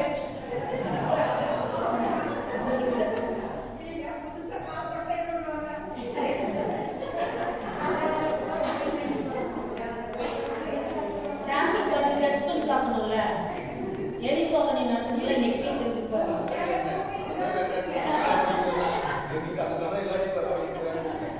ரெண்டு பேருக்கு நல்ல அண்டர்ஸ்டாண்டிங்க. இந்த மாதிரி ஆதர்ச தம்பதிகள் கேட்டுக்கிட்டீங்களா? அவங்க கூட புரிஞ்சு வச்சிருக்காங்க, இவங்க அவங்கள புரிஞ்சு வச்சிருக்காங்க. இதுதான் ஆதர்ச தம்பதிகள். இப்படி இருக்கணும். அதாவது நெகட்டிவ் கூட கரெக்டா புரிஞ்சு வச்சிருக்காங்க. இதெல்லாம் ஆதர்ச தம்பதிகள். நீங்க பாசிட்டிவா அது என்னங்க பிரயோஜனம்? அவங்க என்ன நினைப்பாங்க? எனக்கு தெரியும், உள்ளுணர் கல்வி சுவாமி கொடுத்துருக்காரு. என் முன்னாடி பத்தி எனக்கு புரிஞ்சுக்கிறதா இந்த மனோட கலை. அவங்க என்ன சொல்றாங்க? இவரை புரிஞ்சுக்கிறதுக்கு தான் நான் இந்த மனோட கலைக்குள்ளேயே வந்தேன். இப்ப புரிஞ்சுக்கிட்டது நல்லா அப்படிங்கிறாங்க. இதை விட பக்தி என்னதான் வேணும் உங்களுக்கு? நீங்க இந்த தடவை செஞ்சீங்கன்னா அடுத்த தடவை எனக்கு குருநாதர் கற்றுக் கொடுத்த பாட்டை கொடுப்பேன். இந்த தடவை நான் சொன்னது என்ன சொன்னேன்? காலை தொட்டுக்கு கூட சொல்லல. காலை நல்லா அமுத்தி விடணும். ரெண்டு காலையும் நம்ம கால் பயிற்சி அதனால அமுத்தி விடுவோம் இல்லையா? அதை அவருக்கு செய்யணும். நீங்க எல்லாருக்கும்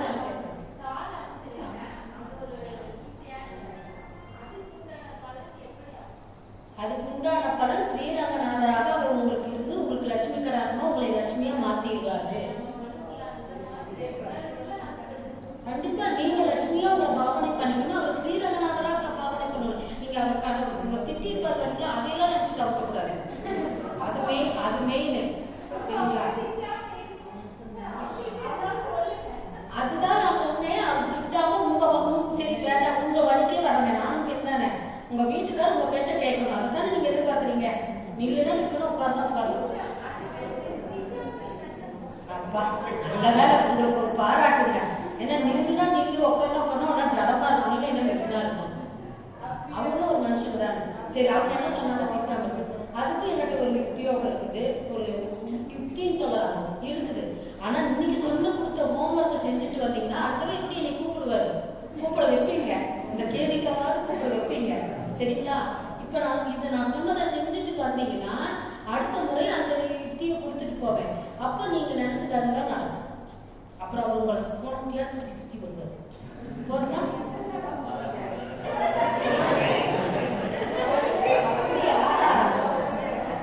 இப்பவே கைய கட்டிட்டாரு.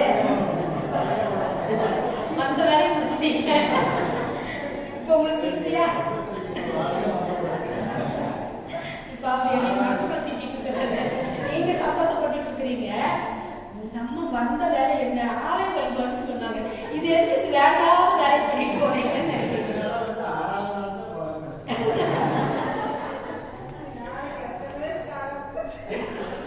ஐயா வந்தோன்னு நீங்க 2 நிர்வாகிகளோ உங்களுக்கு கண்டிப்பா உண்டு.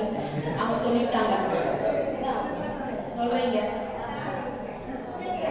சரிங்க. இன்னைக்கு வந்து ரிசல்ட் நைட்டு தெரிஞ்சிடும். எத்தனை பேர் போய் அவங்க வீட்டுக்காக ஸ்ரீரங்கநாதரா நினைச்சு காலை அமுத்தி விடுங்க. நீங்க கண்டிப்பா நீங்க செஞ்சுட்டு இன்னைக்கு மட்டும் அமுத்திட்டு நாளைக்கு 8 வச்சிடக்கூடாது. தினமும் அவர் காலை முடிச்சு விட்டீங்கன்னா அப்புறம் உங்களுக்கு கனம் வரலைன்னா அடுத்த வரைக்கும் போது என்னை கேளுங்க. அப்ப நான் வேற ஆப்ஷன் கொடுத்துருவேன். ஓகேங்களா? சரி. இப்ப பக்தி உள்ள பார்த்துட்டோம் இல்லைங்களா? பக்திங்கிறது சுவாமி சொல்றது நம்பிக்கை மாறும். சிந்தனை திறன் வர வரைக்கும் என்ன பண்ணுவாங்க, பக்தியின் வழியே போயிட்டு இருப்போம். சரி, பக்தியில இருந்து எனக்கு கொஞ்சம் விடுதலை வேணும், இன்னும் கொஞ்சம் அடுத்த ஸ்டெப் போகணும். இப்போ ஒரு இடத்துல நீங்க ஒரு காட்சி தெரியுதுன்னு சொல்றோம், அங்க ஒரு படி தாண்டி ஒரு மலை தாண்டியே போறோம்னு வச்சுக்கோங்க. மலை தாண்டி போனா அங்க ஒரு காட்சியை பார்க்கலாம். இன்னும் கொஞ்சம் மேல போகணும்னா இன்னொரு அற்புதமான காட்சின்னு சொன்னா நம்ம போகணும்னு ஆசைப்படுவோமா மாட்டோமா? அதே தான் ஞானம் இருக்கும். அப்ப பக்தியிலிருந்து என்ன பண்ணணுங்க, ஞான மார்க்கத்துக்கு போகணும். அதுதான் கொடுக்கறது ஆன்மீகவாதிகள். அப்ப பக்தி மார்க்கத்துல நமக்கு 63 நாயன்மார்கள், ஆழ்வார்கள், நிறைய பேர் இந்த மாதிரி அதெல்லாம காரைக்கால் வேலையா நந்தனார், பட்டினத்தார், இப்படி நிறைய பேர். அதுல இன்னொருத்தர் ரொம்ப முக்கியம், ஒரு லேடி தாங்க. நீங்க முருகன் பாட்டு கேட்டவங்க எல்லாம் இருப்பீங்க.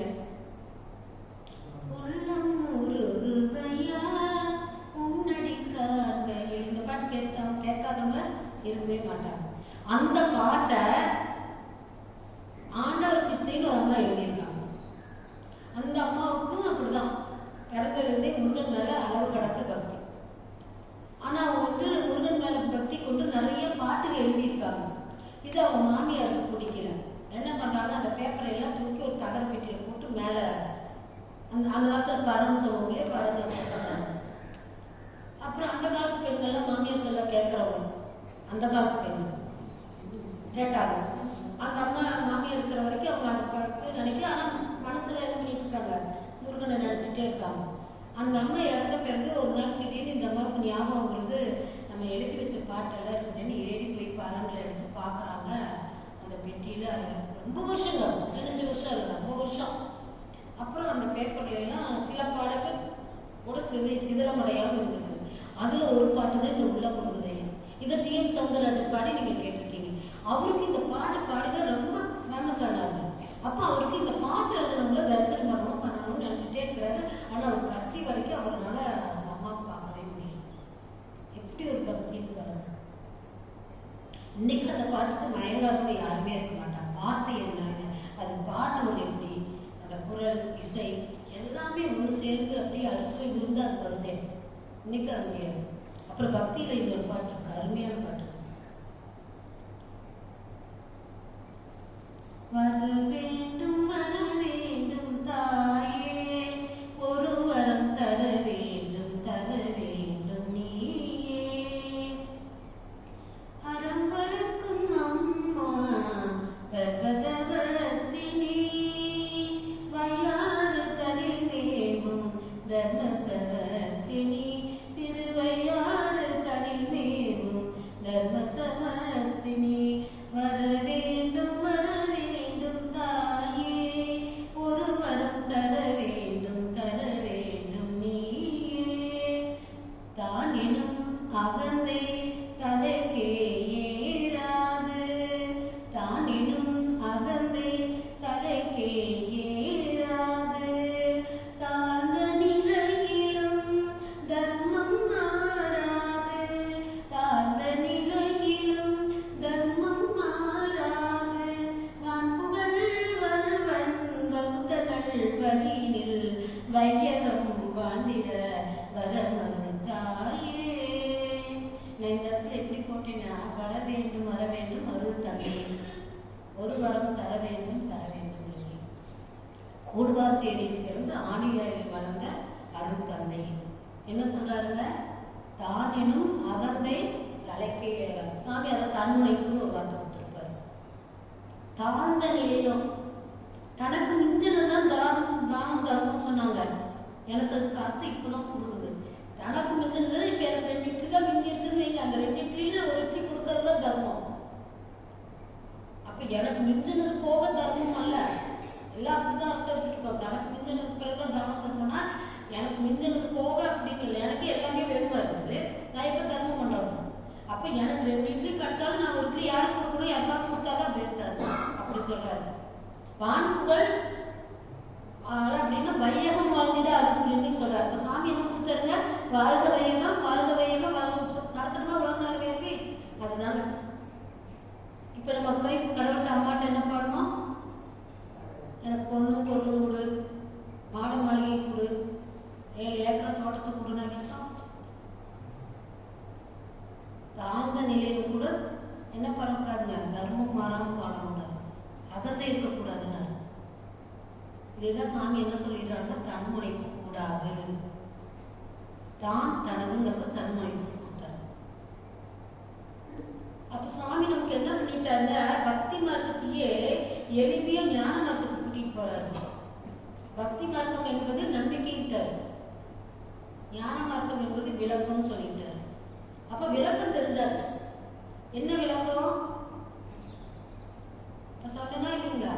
அப்போ இந்த 3 உருவில என்ன சொல்றாருங்க, உயிர் இருக்குது.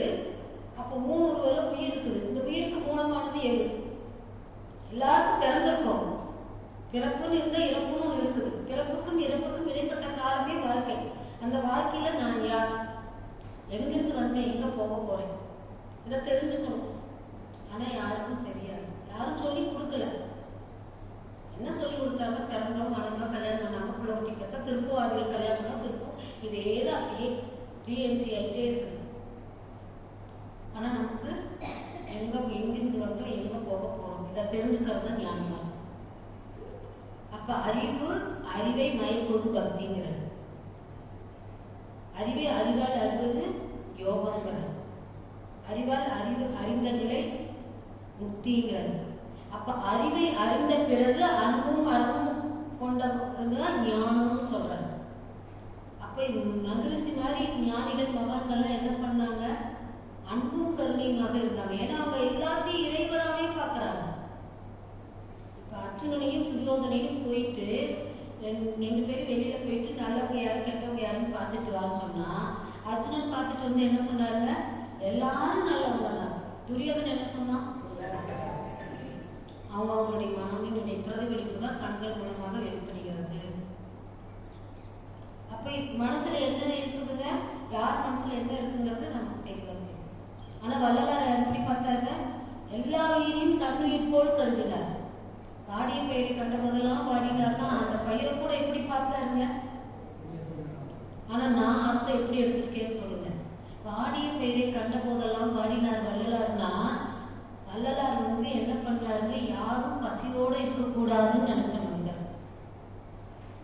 அதனால பயிர் வாடிச்சுன்னா மக்கள் வாடுவாங்களே உணவு இல்லாமே, நான் அப்படி கான்செப்ட் எடுத்தேன். ஏன்னா அவர் அன்னத்தை வச்சு இன்னைக்கு அவர் பத்த வச்சு அடுப்பு எரியுதான் சொல்றாங்க இல்லையா, அதனால அவர் அப்படி நினைச்சிருப்பாரு. ஆனா எல்லா உயிரையும் எப்படி பார்த்தாருங்க, தன்னுடைய உயிரை எப்படி பார்க்கணும்னு பார்த்தாரு. அப்ப தன் உயிர் எவ்வளவு கஷ்டப்பட்டா மற்ற உயிரும் கஷ்டப்படுதுங்கிறத உணர்ந்து பார்த்தாரு. ஆனா நாம என்ன பண்ணுவாங்க, அவருக்கு நல்லா வேணும் இந்த மாதிரி அடிக்க நீ பேசணும் அனுபவிக்க. நம்ம மனசு எப்படி இருக்குதுங்க, குறுகி போச்சு. வள்ளலார் மனசு இருந்தது. அப்படிப்பட்ட வள்ளலார் தான் சாமிஜிக்குள்ள 10 ஆண்டு காலம் இருந்து இவ்வளோ சேவைகள் செய்ய வச்சிருக்காங்க. அருட்பெருஞ்சோதி அருட்பெருஞ்சோதி தனிப்பெரும் கருணைன்னு. எங்க வீட்டுல நான் வந்து சாமிக்கு ஊர்பத்தி காட்டிட்டு நிலவாசி கட்டி ஊர்பத்தி காட்டுவேன். காட்டும்போது அருட்பெருஞ்சோதி அருட்பெருஞ்சோதி தனிப்பெரும் கருணையை அருட்காக்க சொல்லிட்டு காட்டுவேன். இது ஒரு பக்தி மார்க்கம். எங்க வீட்டுக்காரோட ஞான மார்க்கத்தை நீங்க தெரிஞ்சுக்கணும்ல. அவங்க சிஸ்டர்லாம் வந்தாங்க, வந்தோடனே எல்லாம் உட்காந்து கலகலன்னு பேசுறது பழக்கம்ல. அப்ப சொல்றாரு, இவ ஊர்வத்தி எடுத்துட்டு இப்படி டான்ஸ் ஆடுவா பாருங்க.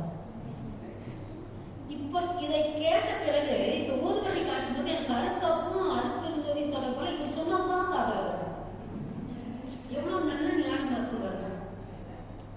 அவர் மனசுல எப்படி இது ஒரு கேள்வி நின்றமா அவர் அதை எடுத்துட்டு இருக்காரு. நம்ம என்ன சொன்னா இப்படி அருக்காப்பு சொல்லிக்கிட்டு அப்படியே அருப்பெருஞ்சோதி இப்படியே காமிச்சா நான் என்னமோ அவருக்கு டான்ஸ் ஆடுற மாதிரி. இப்போ ஒரு வீட்டுக்குள்ளே 2 மார்க்கம் இருக்கு, ஒண்ணு பக்தி பார்ப்போம், ஒண்ணு ஞானம் பார்ப்போம். அவருடைய சிந்தனை அப்படி போயிருக்குது. சாமி என்ன சொல்றாங்க, சிந்தனையாளர்களே சொல்றாரு. அவர் சிந்தனை பண்ணிருக்கிறாங்க, இப்ப ஏதோ டான்ஸ் ஆடுறா அப்படின்ட்டு. அப்ப அவருக்கு தான் ஞானம் அப்படின்னு. ஆனா நல்லா கவனிங்க, பெண்கள் தியானம் செய்யணும்.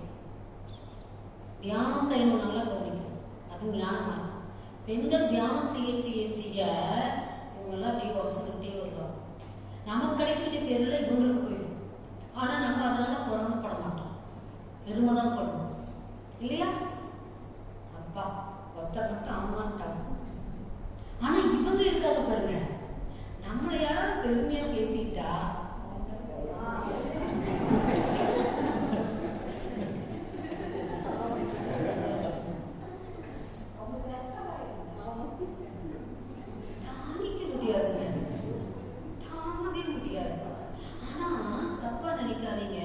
இதே இவங்களோட பெண் குழந்தை வந்து பேர் வந்துச்சுன்னு வைங்க, ஆளை எடுத்துட்டு வரேன், ஏன் போதும் ஏன் போதும்.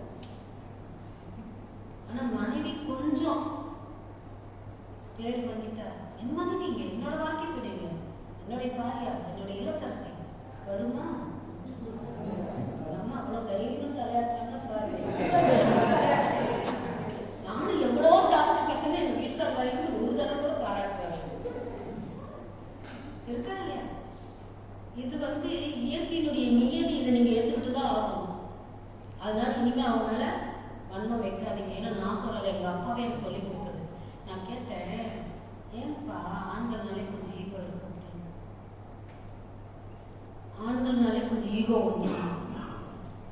அப்புறம் ரெண்டாவது ஈகோ எப்போ வரும்னா கணவன் ஆகிட்ட வந்துடும். சுத்தம் யோசிச்சு பாருங்க. ஆண்கள்னாலே கொஞ்சம் ஈகோமா, அதுலயும் கணவன் ஆகிட்டா இன்னும் கொஞ்சம் ஈகோ ஆயிடும். அப்படி எல்லாம் வச்சு எப்படி சமாளிக்கிறது? அப்ப அதனால சாமி என்ன சொல்லிட்டாங்க, பெண்களை தெய்வத்துக்கு சமமாக மதிப்பிடுகிறார்கள். எல்லையற்ற ஆற்றலுள்ள இறைவனின் திருவுள்ளம் என்ன எவ்வுயிரும் தோன்றதற்கு ஏற்றது ஒரு திருவழியாய் வல்லமையாய் பெண்ணினத்தை வடிவமைத்தான் அற்புதம் என்றார். இதை விட நமக்கு என்னங்க பேர் வேணும்? திருவழின்னு சொன்னார் பாருங்க. எனக்கு அந்த வார்த்தையில உருகி, சாமி கடவுளை எப்படி ஒரு வார்த்தையை போட்டிருக்கிறாங்க. அப்போ உலகத்தில் இருக்கக்கூடிய சரிபாதி ஆண்களை சரிபாதி பெண்கள், அந்த சரிபாதி ஆண்களையும் பெற்றது பெண்கள் அப்படின்னு சொன்னா அந்த பெண்களை இறைநிலைக்கு ஒப்பிடுறாரு, இறைமைன்னு சொல்றாரு. இதை விட வேற என்ன பேர் வேணும்? உங்களை பாராட்டினாதான் என்ன, திட்டினாதான் என்ன உங்களுக்கு? சாமி அழகா உங்களை என்ன சொல்றாரு, தெய்வம்னு சொல்லிட்டாருல்ல. நீங்க அப்படி பாக்குறீங்க. எத்தனை சாந்தமா இருக்கக்கூடிய தெய்வங்கள் இருக்காங்க. சரஸ்வதி லட்சுமி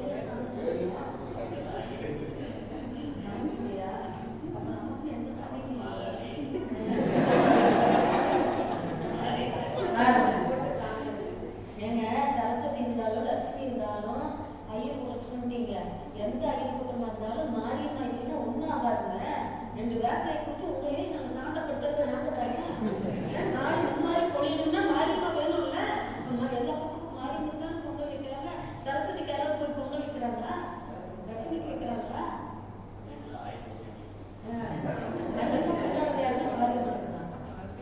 பாத்தீங்களா? நீங்க நல்லா இனிமே வந்து இந்த நிமிஷத்துல இருந்து சாந்த சொருப்பியே மாறிடுங்க.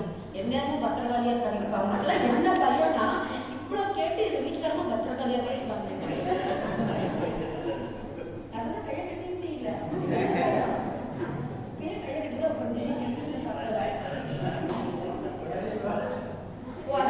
முன்னாடி கை கட்டிட்டீங்களா? நாங்க என்ன சொல்றாருன்னா, நான் போனதுக்கு பிறகு உணவுமாமா, அதனால இப்படியே கை கட்டி சரி முடிஞ்சா நீங்க வீடு தானே, கற்பனை சாமி, நீங்க சாமி, ஐயா சாமி இதெல்லாம் வீடு தானே, அவங்க போட்டாங்க நீங்க கேட்ச் பண்ணிக்கணும். அப்புறம் என்னங்க போங்க, அவங்க மாரியாதவா இருந்தாங்க காலியா இருந்தாங்க. ஓகே சரி. அப்போ ஞான மார்க்கத்துல வந்தவங்க எல்லாம் யாருக்காக? ராமகிருஷ்ண பரமஹம்சர், ரமணர், விவேகானந்தர், சேஷாத்ரி சாமிகள். நம்ம மூஞ்சூர் பக்கத்துல சேஷாத்ரி சாமிகளோட கோயில் இருக்காங்க, அப்படிதான் போயிட்டு வாங்க. அடுத்து நெரூர் போங்க, சதாசிவ பிரம்மேந்திர சுவாமிகளுடைய ஜீவ சமாதி இருக்கு. ஒரு முறை எனக்கு ஒரு வாய்ப்பு கிடைச்சதுல, நம்ம மூத்த பேராசிரியர் பரமசையா கூட ஒரு சிவராத்திரிக்கு போயிட்டு நாங்க நைட்டு ஃபுல்லா தவம் பண்ணோம். எல்லாமா அந்த ஆற்றல் வந்து ஒரு 15 நாளைக்கு இருந்துச்சுங்க. என்ன ஒரு வைப்ரேஷன் வரீங்க. நெரூர்ல சதாசிவ பிரம்மேந்திர சுவாமிகளுடைய ஜீவ சமாதிங்கயா உங்களுக்கு பக்கம் கரூர் பக்கம் தாங்க. கரூர்ல இருந்து 4 கிலோமீட்டர் தான் சரிங்களா. அதனால நெரூர்ல வந்து அந்த ஜீவ சமாதியில அப்படி ஒரு வைப்ரேஷன். அதுலயும் பேராசிரியர் பரமசியா கூட உட்காந்து விடிய விடிய தவம் பண்ணி அந்த வைப்ரேஷன் ஒரு 15 நாளைக்கு இருந்துச்சுன்னா பாருங்களேன். அப்ப இன்னும் நம்ம தவம் செஞ்சா சாமிஜியோட இது வருமா வராது? அப்ப ராமகிருஷ்ண பரமஹம்சர், ரமண மகர்ஷி, சுவாமி விவேகானந்தர், இந்த மாதிரி ஏகப்பட்ட ஞானிகள் இருக்காங்க. ஆனா நமக்கு கிடைச்ச வேதாத்திரி மகிழ்ச்சி பாமர மக்களின் தத்துவ ஞானின்னு சொல்றாங்க இல்லைங்களா? அப்ப எளிமையா கொடுக்குறாங்க தத்துவத்தை. அவர் கொடுக்கற மாதிரி யாராலையும் கொடுக்க முடியாது. ஏன்னா அவங்க கொடுக்கறதுக்கு முன்னாடி அந்த பகவத்கீதை எடுத்தாலும் சரி, ராமாயணத்தை எடுத்தாலும் சரி, இதிகாசங்கள் எதை எடுத்தாலும் சரி, எல்லாமே புரிய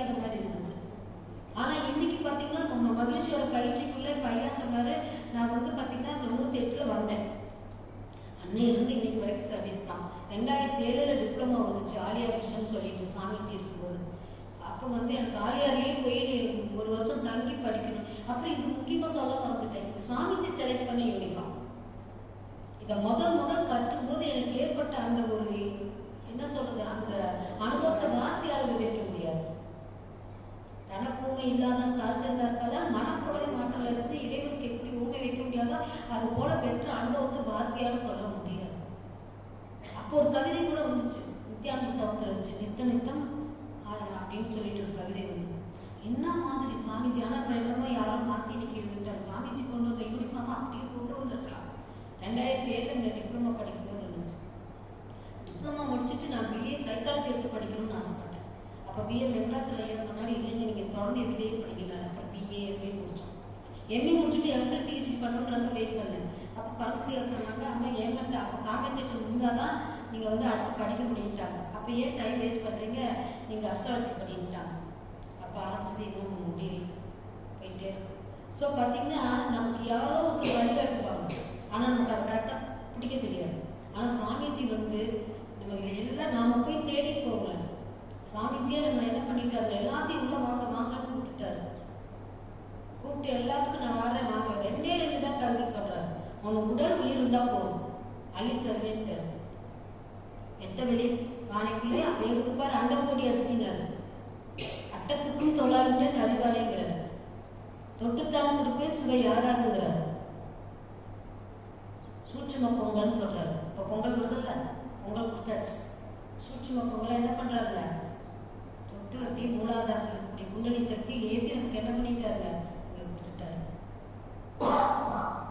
இதே இந்த மூலாதாரத்தில் இருக்கக்கூடிய குண்டலி சக்தியை குருமத்தி கொண்டு வரணும்னா அந்த காலத்துல 12 வருட காலம் ஆகும். ஆனா எனக்கு உங்களுக்கு அப்படி பண்ணாங்களா? எவ்வளவு நிமிஷத்துல கொடுத்தாங்க? தொடுக்க போனதுக்குள்ள உங்களுடைய மூலாதாரத்தை சக்தி எடுத்து என்ன பண்ணாங்க, 3 கொண்டு வந்து இங்க வச்சாங்க. அப்புறம் மறுபடியும் என்ன பண்ணாங்க, இறக்கி விட்டாங்க. இது எந்த பக்தி மார்க்கத்தில் கேள்விப்பட்டிருப்பீங்க? ஏற்றி விட இறக்கி விட்டோம், அவ்வளவுதான். ஏற்றி விடையா இறக்கி விடையா, சுவாமியே சுவாமியே அப்படின்னு மேல சரணம் வைப்பான கீழே. இதுதான் சூட்சமம். 18 படி ஏறினா தத்துவமசின்னு வந்திருக்கும். ஞான மார்க்கத்தில் தத்துவமசினா அது நீயாகவே இருக்கிறாய். அகம் பிரம்மாஸ்மி, ஐநாம்ச பிரம்மம் உயிர், பிரஜான பிரம்மம் இறைநிலை. ஈஸியா கொடுத்தது. இப்ப கோயில்களெல்லாம் ஐயன் என்ன பண்றாங்க, ஏதாவது ஒரு சடங்கு வைக்கணும்னு சொன்னா எல்லாத்துக்கும் முதல்ல ஒரு மஞ்சள் எடுத்து பிள்ளையார் வச்சு அதுக்கு ஒரு பூ வச்சு பூ போட்டு ஆவாகையாமி அப்படின்பாங்க. அடுத்து மறுபடியும் என்ன பண்ணுவாங்க, இப்ப இங்கிருந்து ஹிருதயத்திலிருந்து கையை வச்சு அந்த சிலை மேல கையை வச்சு ஆவாகையாமின்னு சொல்றாங்க. திரும்ப சிலை மேல கையை வச்சு மறுபடியும் ஹிருதயத்துல கை வைப்பாரு. யதாஸ்தானம் பிரதஷ்டாமி அப்படின்பாரு. அப்படின்னா நான் மீண்டும் என் மனதை என்னுடையே இணைத்துக் கொண்டேன். அப்ப எங்க இருக்கிறது, எல்லாமே மனதிற்குள்ளேயே இருக்கிறது. கடவுள் ஒரு தடவை என்ன பண்ணாரு, மக்களுடைய தொல்லை தாங்காம ஓடுறாரு, எங்கேயாவது போய் ஒழிஞ்சுக்கலான்னு. அப்போ ஒரு துறவி சொல்றாரு, நீ எங்க போய் ஒழிஞ்சாலும் உன்னை கண்டுபிடிச்சிருவாங்க. ஒரே ஒருத்தர் மட்டும் தேட மாட்டாங்க, அவங்க போய் எங்கேயுமே அவங்க மனசுக்குள்ளேயே போய் உட்காந்து. அதனால அவங்க மட்டும் தேடவே மாட்டாங்க கடவுள். அதனாலதான் உள்கடன்னா என்ன வருதுங்க, கடவுள். அப்போ உள்கடந்து உன்னையே நீ அறிவாய். அப்ப எல்லாம் வல்ல இறைநிலை தன்னிற்கு சூழ்நிலைக்கும் ஆற்றலின் காரணமாக தன்னையே நொறுக்கி கொண்டு என்னாச்சுங்க, இறை துகளாச்சு. இது கொஞ்சம் அகத்தாய் 3 முடிச்சவங்களுக்கு தான் புரியும். அகத்தாய் 3 முடிச்சிருந்தா தெரியும். புரியுதுன்னா ஆமா, ஞான மார்க்கத்துல உங்களுக்கு எளிமையா புரிய வைக்க அகத்தாய் 3 கொண்டு வந்து அப்படியே கொண்டு வந்து இருந்தேன். இப்ப நீங்க வந்து எப்படி ஈஸியா சொல்றேன்னா, இப்ப செங்கனைபாளையம் ஈரோடுக்குள்ள இருக்கு. இந்த ஒரு ஈரோடு டிஸ்ட்ரிக்ட் ஃபுல்லா நீங்க அப்படியே டெலிட் பண்ணிருங்க. இந்த எல்லா தோற்ற பொருட்களையும் எடுத்துட்டீங்கன்னா ஒண்ணுமே இருக்காது இல்லையா? இதுக்கு பேர் என்னங்க, சுத்தம் அப்படின்னு சொல்றோம் இல்லைங்களா? அது மாதிரி இந்த பிரபஞ்சத்தில் இருக்கக்கூடிய அத்தனை தோற்ற பொருட்களையும் எடுத்துட்டு பாத்தீங்கன்னா இங்க எதுவுமே இருக்காது. அதுதான் ஸ்பேஸ் அப்படின்னு சொல்றாங்க. அப்ப அதுக்கு சூழ்நிலைக்கும் ஆற்றல் இருக்குதுங்கிறார். எப்படின்னு அதையும் ஈஸியா சொல்லிட்டாரு. இப்ப இது 16 ரூம் ஹால்னு வச்சுக்கலாம். இந்த ஹாலை வந்து நம்ம எல்லாம் ஜன்னல்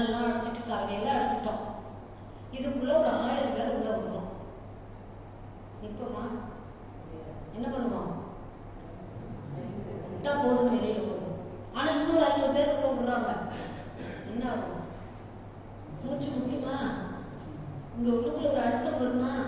இந்த இந்த ஒரு 16 இப்படி ஒரு அழுத்தம் வருதுன்னா நீங்க இந்த பிரபஞ்சத்தை முழுசையும் ஒரு மனசால யோகம் பண்ணி பாருங்க. எவ்வளோ பெரிய ஸ்பேஸ், அதுக்குள்ள அப்படியே சூழ்ந்து அழுத்தக்கூடிய ஆற்றல் இருக்குமா இருக்காது? ஒரு ரூம்ல இருக்கிறோம், நீங்க இதுல இன்னும் கூட யோசனை பண்ணுங்க. நீங்க உங்க வீட்டை ஒரு ரூம் சாத்தி வச்சுட்டீங்க, ஒரு 10 நாள் அந்த ரூம் திறக்கல, நீங்க போய் 10 நாள் கழிச்சு அந்த ரூம் திறக்கணுங்க, உங்களுக்கு எப்படி ஃபீலிங் ஆகும்? ஏதோ வந்து நம்மளை போட்டு அழுத்ததாகவும் உடனே ஓடி போய் ஜன்னல் கதையெல்லாம் திறந்து மூச்சு வாங்கறதுக்கு ஸ்பேஸ் ஃப்ரீயா இருக்கும் அப்படின்னு என்ன மாதிரி எல்லாம் பண்றோம். இதே தாங்க இந்த ஃபுல்லா பிரபஞ்சம் முழுவதும் என்ன பண்ணிட்டு இருக்குதுங்க, அந்த சுத்த வெளியே அழுத்திட்டே இருக்கு. அதனுடைய அழுத்தமே அது தாங்காம அது என்ன ஆகுதுங்க, நொறுங்குது. நொறுங்கும் போது துகளாச்சு. இந்த துகளுக்கு நான் ஒரு உதாரணம் சொல்றேன். ஒரு அப்பளத்தை உங்க கையில கொடுக்குறேன், இப்படி கையிலே வச்சிருந்தேங்க, 10 நிமிஷம் வச்சிருப்பீங்களா? அப்பளத்தை கையில வச்சுட்டு யாராவது வச்சுட்டு இருப்பாங்களா? டக்குனு உள்ள போட தோணுமா? ஆனா நான் சொல்லியிருக்கேன், சாப்பிடக்கூடாது, கையில வச்சிருந்தேங்க. இந்த அப்பளத்தை கையில வச்சுட்டு நீங்க இதையும் போய் டெஸ்ட் பண்ணி பாருங்க. இப்படி அப்பளத்தை கையில வச்சுட்டு இருக்கிறீங்க, இப்படியே வச்சிருப்பீங்கன்னா வைக்க மாட்டேன். இந்த கை என்னங்க, இந்த கையுடைய ஒரு அழுத்தம் இருக்கும் இல்லைங்களா, இந்த கையில நம்ம இப்படியே கொஞ்சம் கொஞ்சமா போக இந்த அப்பளம் நொறுக்கமா நொறுக்காது. இப்ப நீங்க அந்த அப்பளத்தோட துகள் எடுத்து எதிர்பார்க்க முடியுமா? அதே தாங்க, சுத்த வழி தண்ணீர் கிருஷ்ணர்களுக்கு மாற்றலின் காரணமாக நொறுக்கி துகளாச்சு. அந்த துகளுக்கு பேரு இறை துகள் சாமி பெயர் வச்சுட்டாரு. அப்ப இந்த இறை துகளுடைய தொகுப்பு தான் பின்னு சொன்னாங்க விஞ்ஞானத்துல, எலக்ட்ரான் புரோட்டான் நியூட்ரான் சொல்லிட்டு. அப்ப அந்த எலக்ட்ரான் புரோட்டான் நியூட்ரான் அப்படியே வந்து என்ன ஆகுது, பஞ்ச பூதங்கள் ஆகுது. 92 தனிமங்களை கொண்டு வந்தாங்க. அப்ப இதெல்லாம் என்னாச்சுன்னா பஞ்சபூதங்கள் ஆச்சு. ஃபர்ஸ்ட் விண்ணுன்னு சொல்லிட்டோம். இந்த இறைத்துகளுடைய தொகுப்புக்கு பேரு விண்ணுன்னு சொல்றாரு சாமி. 1 கோடி இறைத்துகள் வருங்க அந்த பிரபஞ்சத்திலிருந்து. அந்த 1 கோடி இறைத்துகள் வருதுன்னா அது அப்படியே கோள வடிவமா மாறிடுது. இப்ப இந்த கோள வடிவமானது என்ன ஆகுது, சுத்திக்கிட்டே இருக்கு. சுத்தறதுனால அந்த கோள வடிவத்துக்குள்ள இருக்கக்கூடிய இறைத்துகளும் சேர்த்து சுத்துது. இந்த கோள வடிவமானது அது பேர் விண்ணுன்னு வந்துருது. அப்ப அந்த விண் வந்து என்ன ஆகுது, சுத்துது. விண்ணுடைய தற்சுழற்சியின் காரணமாக விண்ணுக்குள்ள இருக்கக்கூடிய இறைத்துகளும் சேர்ந்து சுத்துது. இப்ப இறைத்துகளை நீங்க ஒரு குழந்தைய மடியில கட்டிக்கிட்டு நீங்க சுத்துறீங்களே, இப்ப குழந்தையும் சேர்த்து சுத்துது. அது மாதிரிதான் இப்ப அந்த இறைத்துகளும் சேர்ந்து சுத்துது. இப்ப இறைத்துகள் சுத்த சுத்த என்ன ஆகுது, அதோட தற்சுழற்சியை குறைஞ்சு அது விண்ணை விட்டு வெளியில வரும். விண்ணை விட்டு வெளியில வந்தோம்னா என்ன ஆகுது, காந்த கரைசலா மாறிடுதுங்கிற. அப்ப விண் என்பது பஞ்சபூதங்கள்ல முதல் பகுதி. அப்புறம் அப்படியே காற்று, நெருப்பு, நீர், நிலம் வந்துச்சு. இப்ப பஞ்சபூதங்கள் ஒன்று சேர்ந்து ஒரு குறிப்பிட்ட விகிதாச்சாரத்தில் ஒன்று கூடி இருக்கும்போது ஒரு செல் வீதமான அமீபா வருது. இந்த அமீபா காற்றால பரவும் பொழுது ஓரிரு தாவரமாக வளர்ச்சி பெறுகிறது. உங்களுக்கு ஞான மார்க்கத்தை அப்படி கொண்டு போகாம மகிழ்ச்சி வெளியில கொண்டு போறேன். அப்போ ஓரிரு தாவரம் என்ன ஆகுதுங்க, மறுபடியும் ஈரறிவு, மூவறிவு, 4 அறிவு, 5 அறிவு வந்து அப்படி பிரபஞ்சம் நின்று இருந்தது. 5 அறிவோட நின்று போச்சு. அப்ப எல்லாம் வல்ல இறைநிலை பார்க்குது, இயற்கை வளங்களை வாழ்வின் வளமாக மாற்ற தெரியாம இந்த 5 அறிவு விலங்கினங்கள் இயற்கையை அப்படியே ஜீவித்து வாழ்கிறவை அப்படின்னு பார்க்கணும். யார் பார்க்கறாங்க, எல்லாம் வல்ல இறைநிலை. அப்ப இறைநிலை என்ன பண்ணுதுங்க, சரி இதுக்கு ஏதாவது ஒரு மாற்றம் கொண்டு வரணும். ஆனா இறைநிலை தனக்கு தானே 3 சட்டம் வகுத்துச்சு. வேறுபட்ட உயிரினங்கள் ஒன்று சேராது, அப்படியே சேர்ந்தாலும் கரு உருவாகாது. அப்படியே மீண்டும் கரு உருவாயிட்டால் அது மலடியாகதான் இருக்கு அடுத்த சந்ததியினர். அப்ப இந்த இறைநிலை பார்க்குது, இயற்கை வளங்கள் அப்படியே இருக்குது, இது எப்படியாவது மாற்றணுமே நினைக்கும் பொழுது என்ன பண்ணுதுன்னு அது தானே வகுத்து சட்டத்திட்டங்களை மாற்றி அது சருதி மாற்றம் கொண்டு வர்றாரு. அப்ப சருதி மாற்றத்தை கொண்டு வந்து என்ன பண்ணிடுறாருங்க, வேறுபட்ட உயிரினங்களை கொண்டு சேர வைக்கிறது. இதுதாங்க நம்முடைய ஆதி மனிதன் உருவாக்குறதுக்கு காரணமே. அப்ப எல்லாம் உள்ள இறைநிலை யாராக இருக்கிறதுனா நாம இருக்குது. நமக்குள்ளேயே எல்லாம் உள்ள இறைநிலை இருக்கிறது, ஆனா நமக்கு தெரியல. ஏன்னா ஆணவம், கண்மம், மாயங்கிற மும்மலத்தில் சிக்கிட்டு இருக்கிறதுனால நமக்கு தெரியல. ஐயப்படாது அகத்துக்கு உணர்வானை தெய்வத்தோட வெப்பங்கள்னு சொல்றாரு. அப்ப சந்தேகத்துக்கே இடமில்லாம இருக்கக்கூடியது இறைநிலை. அது நீ சந்தேகத்துக்கு இடமில்லாம வச்சு போகிறாரு. ஆனா நமக்கு எதிரையும் சந்தேகம். வீட்டுக்காரி நீங்க பணத்தை கொண்டு போயிருக்கிறாரு, 10 ரூபாய் கொண்டு போய் கொடுப்பாரா மாட்டாரா, சந்தேகம் வருமா? சொன்ன வேலையை கரெக்டா செஞ்சுட்டு வருவாரா மாட்டாரா?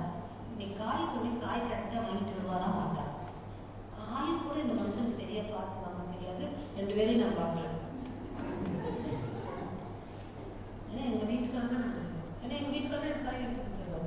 ஆனா அவர் அடிக்கடி ஒரு வார்த்தை சொல்லுவாரு, எந்த மண்டலத்துக்கு விட்டா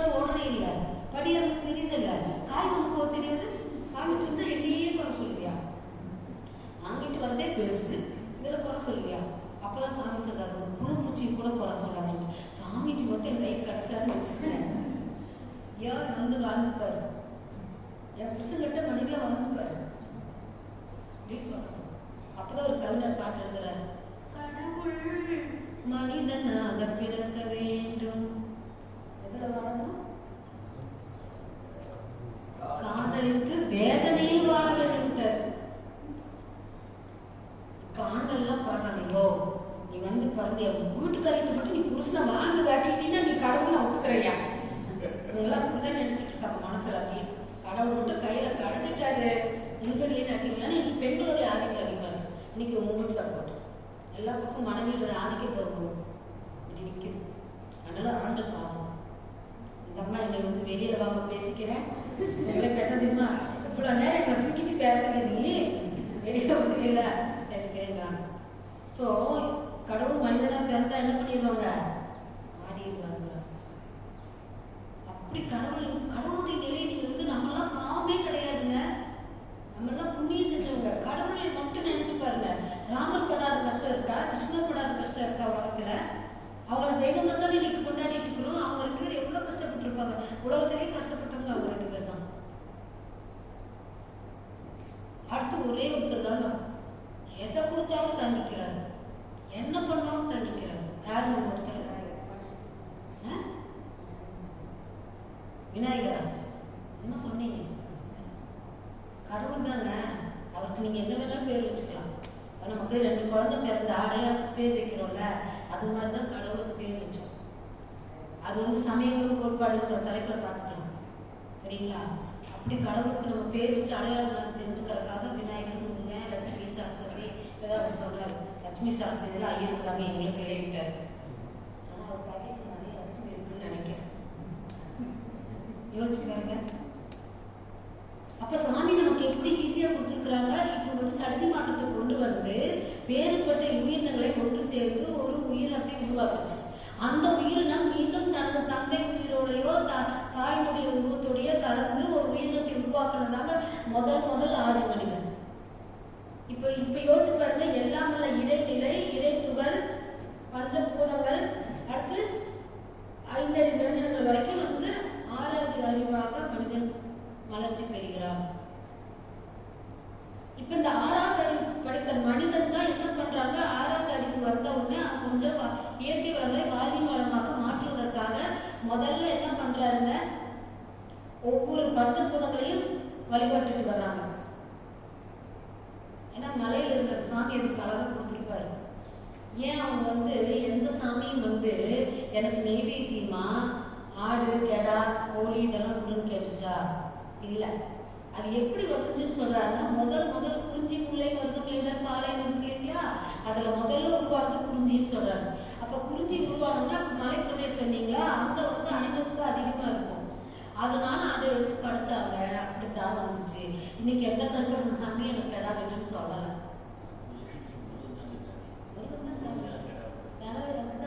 தனியா வச்சுட்டாங்க. அது அறிவு அந்த காலத்துல. அறிவு வராதுக்கு முன்னாடி என்ன பண்ணாங்க, தேன் இருந்துச்சு, தேனை வச்சிருக்காங்க. சாமி சொல்லும் போது நான் நினைச்சுக்கிட்டேன், தேன் இருந்துச்சுல, தேனை ஏன் நினைக்க வச்சிருக்காங்கல்ல, ஏன் போய் அந்த உயிரினத்தை வதை பண்ணி சொல்லியிருக்காங்க அப்படின்னு.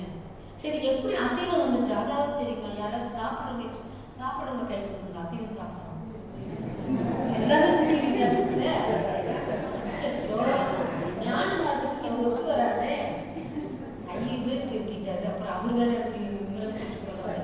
சரி, இருந்தாலும் சொல்றேன், இதெல்லாம் சாமி மாதிரி நானும் சிலதெல்லாம் சிந்திப்பேன். இப்போ இந்த காரைக்கால் அம்மையார் வந்து மாங்கனி கேட்டோம்னா போய் சிவன்கிட்ட கேட்டார்ல, புருஷன் கேட்டோன்னே ஐயா இப்ப சிவனடியார் வந்து அதை கொடுத்துட்டேன்னு சொல்லியிருக்க வேண்டியது தானே, அதுல என்ன தயக்கம்? ஏன் அந்த அம்மா அதை மறைக்கணும்? அப்ப புருஷன் மேல அவ்வளவு பக்தி, பயபக்தி.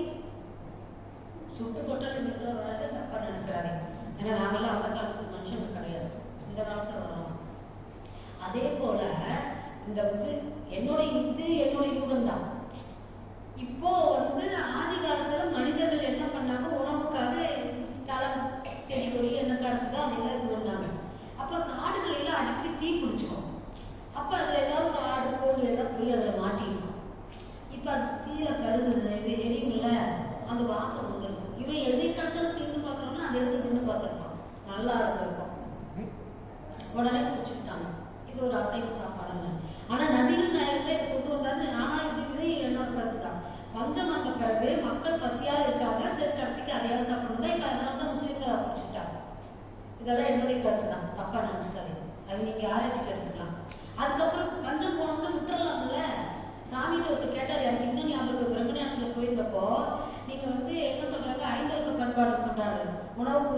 கொள்ளலாம் நோன்பும் வேண்டும் சொல்றாரு.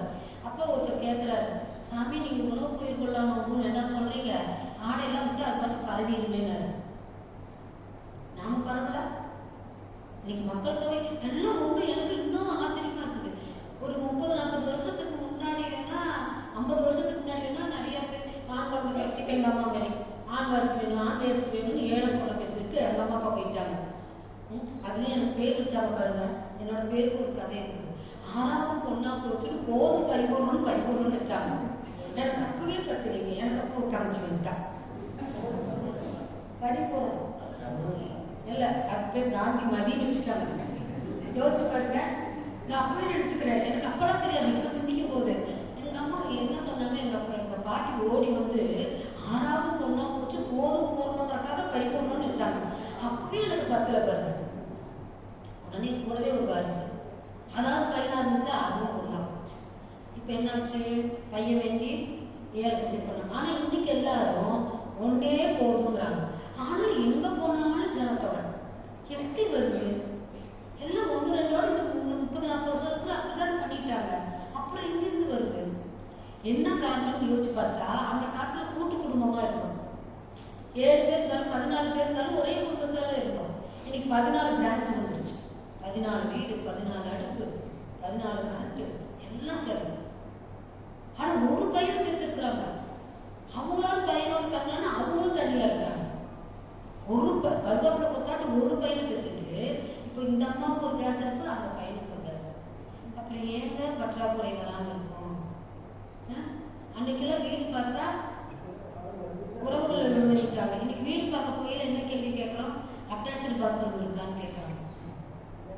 அன்னைக்கெல்லாம் பாத்ரூம் டிட்டாச்சா இருந்துச்சு, இன்னைக்கு பாத்ரூம் அட்டாச்சா இருந்துச்சு. ரிலேஷன் எனக்கு டிட்டாச் ஆயிட்டான். யோசிச்சு பாருங்க.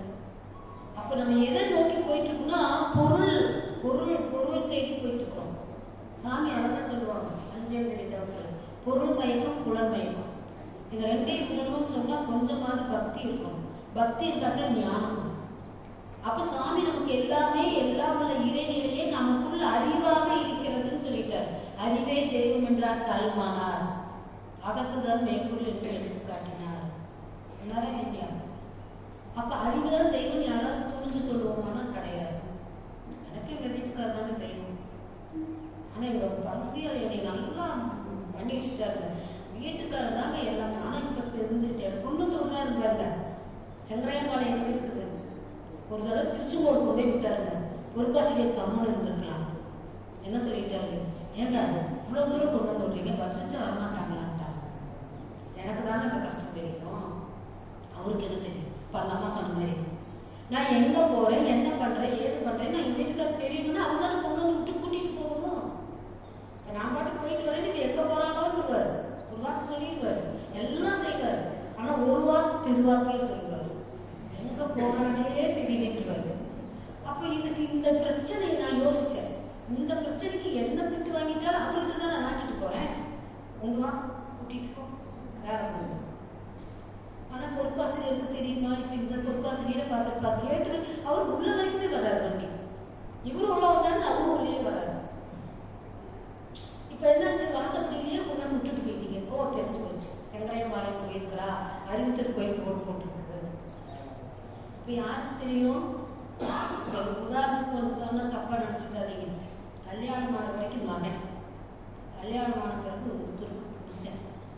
இவங்க தாய்மார்களுக்கெல்லாம் மகனா தான் தெரியுமே தவிர எனக்கு அவர் புருஷனா எப்படி நடந்துக்கிறாருன்னு அந்த அம்மாவுக்கு தெரிய வாய்ப்பே இல்லை.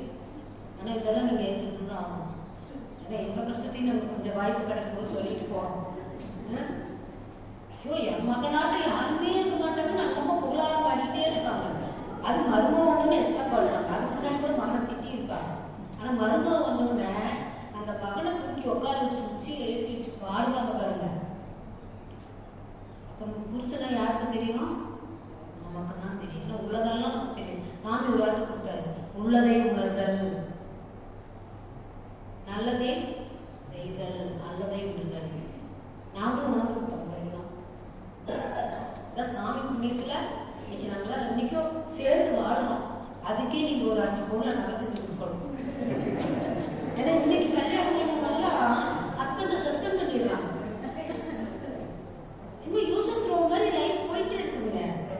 நாங்களும் கல்யாண நாளை கொண்டாடணுமா இல்லைங்களா? 30 வருஷம் 40 வருஷம் எல்லாருமே யாரும் கொண்டாடுறீங்க இல்ல? ரொம்ப வருஷமா கொண்டாடணும் கை கொடுக்குங்க. அப்பா அப்பா அவங்களுக்கெல்லாம் இன்னைக்கு கணவன் மனைவியா சேர்ந்து வாங்க, இன்னைக்கு அதுதாங்க தின்ன சிறப்பாரு.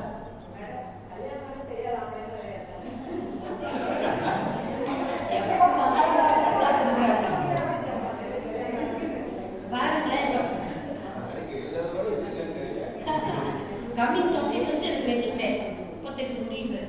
அப்ப எங்க வீட்டுக்காரர் என்ன பண்ணுவாங்க, கண்டிப்பா ஒரு 2 பவுன்ல ஏதாவது ஒரு செஞ்சு போட சொல்லிடுவோம்.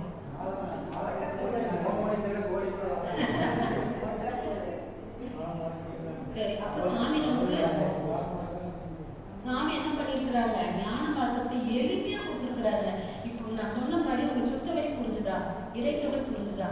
பஞ்சபூதங்கள் ஓரறிவு தாவரத்திலிருந்து 6 மனிதன் கிடைக்கும். அப்ப 6வது அறிவு படைத்த மனிதன் தன்னைத்தானே செதுக்கிக் கொண்டு இயற்கை வளங்களை எல்லாம் வாழ்வின் வளமாக மாற்றிக்கொண்டு இன்னைக்கு என்ன பண்ணிட்டு இருக்கிறாங்க, இன்னமும் நான் யாரும் தேடிட்டு இருக்கோம். இன்னமும் என்ன பண்ணிட்டு இருக்கிறோங்க, நான் யார். அப்ப நானேதான் எல்லாம் உள்ள இறைநிலையாக இருக்கிறது. அப்ப அறிவே தெய்வம் நமக்கு தெரிஞ்ச பிறகும் நம்ம என்ன பண்ண முடியலைங்க, அறிவை தெரிஞ்சுக்க முடியல. ஏன்னா மனம் உயிர் அறிவு 3 மறைபொருள். இது வேதங்களமா வச்சிருக்காங்க. இதை தெரிஞ்சுக்கிறதுக்கு தான் சாமி என்ன சொல்றாருங்க, அகநோக்கு பயிற்சி பண்ணுங்க, அகநோக்கு பயிற்சி பண்ணுங்க. அப்ப தியானம் ஃபர்ஸ்ட் ஆகினி பண்ணுங்க. ஆகினியிலேயே மனசு முதல்ல நிக்கணும். ஆகினியில நிக்கலைன்னா எதுலையுமே நிக்காது மனசு. அடுத்து துரியம். ஏன்னா துரியம் தான் நம்ம சொல்றாங்க, தன்னை அறிந்த தத்துவ ஞானிகள் முன்னை வெளியே முடிச்சு அழுப்பார்கள், பின்னை வெளியே பிடித்து பிசைவார்கள், சென்னியை வென்ற சிவன் அருளாலைங்கிறார். அப்ப நமக்கு முதல்ல என்ன பண்ணுங்க, என்ன நான் தெரிஞ்சுக்கணும்னு சொன்னா முதல்ல நான் என்னுடைய உடல், என்னுடைய உயிர், என்னுடைய மனம், என்னுடைய அறிவு. அப்ப நான் முதல்ல இதை தெரிஞ்சுக்கணும். பெண்களுக்கெல்லாம் கேட்டோம்னா பயிற்சி செஞ்சவங்க கை இருக்கணும், உடற்பயிற்சி செஞ்சவங்க யோசிச்சு கை. அவங்களதான் கேட்கிறோம்னு நினைக்கிறீங்களா? இதுலயே நமக்கு தான் முதலிடம் தர்றாங்க. அவங்க பேர்ல தப்பு இல்லைங்க, நமக்கு தான் ஃபர்ஸ்ட் உரிமை கொடுத்தாங்க. அப்ப உடற்பயிற்சி செய்யலையான்னு கேட்டா ஏன் கை தூக்காதவங்க ஏன் செய்யல? நேரம் மண்டபத்துக்குள்ள நிறைய கரெக்டா வர சொல்லிட்டாங்க. அதுல நான் முதல் சீட்ல உட்காரணும்னா இன்னும் முன்னாடியே வரணும். நேரம் நின்றுவாங்க. ஒரு நாளைக்கு எவ்வளவு மணி நேரங்க? 24 மணி நேரத்துல பயிற்சி எவ்வளவு நேரம்? 1 மணி நேரமே வச்சுக்கலாம். 40 நிமிஷம் தான் சாமி கொடுத்தாரு. சரி, நமக்கு 1 மணி நேரம் வச்சுக்கலாம். 24 மணி நேரத்துல நம்மளால 1 மணி நேரம் ஒதுக்க முடியல. ஆனா சாப்பிடுறது எத்தனை வேலை? சாப்பாடு டைம் ஆயிடுச்சு, மனசு எத்தனையோ பேருக்கு அங்க போயிருக்கும் இல்லையா? 3 வேலை சாப்பிடுறோம், ஆனா 1 வேலை உடற்பயிற்சி செய்ய முடியல. ஆனா காரணம் என்ன சொல்ற, நேரம் கிடையாது. ஆனா 3 வேலை சாப்பிடுறதுக்கு நேரம் இருந்துச்சு. அது பசிக்குதான், அதனால எனக்கு உணவு தர. உடற்பயிற்சி பசி இல்லை. ஆனா நல்லா கவனிக்கணும், ஞான மார்க்கத்துல இதுதான் உங்களுக்கு ரொம்ப முக்கியம். இந்த உடல்ங்கிற வாகனம் சரியா இருந்துச்சு அப்படின்னு சொன்னாதான் உள்ளம், அது ஓம் அப்படிங்கிறது. ஏன்னா நீங்க மந்திரம் இதுல இன்னும் ஐயா வேற எனக்கு டைம் பாரு, எனக்கு என்னை பார்த்துட்டே இருக்கிறாரு, இந்த அம்மா முடிக்குமா முடிக்காதா, நான் வேற சொல்லி வச்சிருந்தேனே அப்படின்னு சொல்லி. ஏன்னா இன்னும் மந்திரம் தந்திரம் யந்திரம் எல்லாம் இருக்குது. அப்ப சாமி சொல்றது பாத்தீங்கன்னா இந்த மந்திரம் அப்படிங்கிற பீஜாட்சர மந்திரம், அதுக்கு 51 எழுத்துக்கள் இருக்குது. அது சரியான உச்சரிப்பு. அந்த ஒரு மந்திரம் அப்படின்னு சொன்னா, உதாரணத்துக்கு விஸ்வாமித்தர் அவர் நல்ல தியானத்துல இருக்கிறாரு. தியானத்துல இருக்கும்போது அந்த காற்றினுடைய ஒளியில அவருக்கு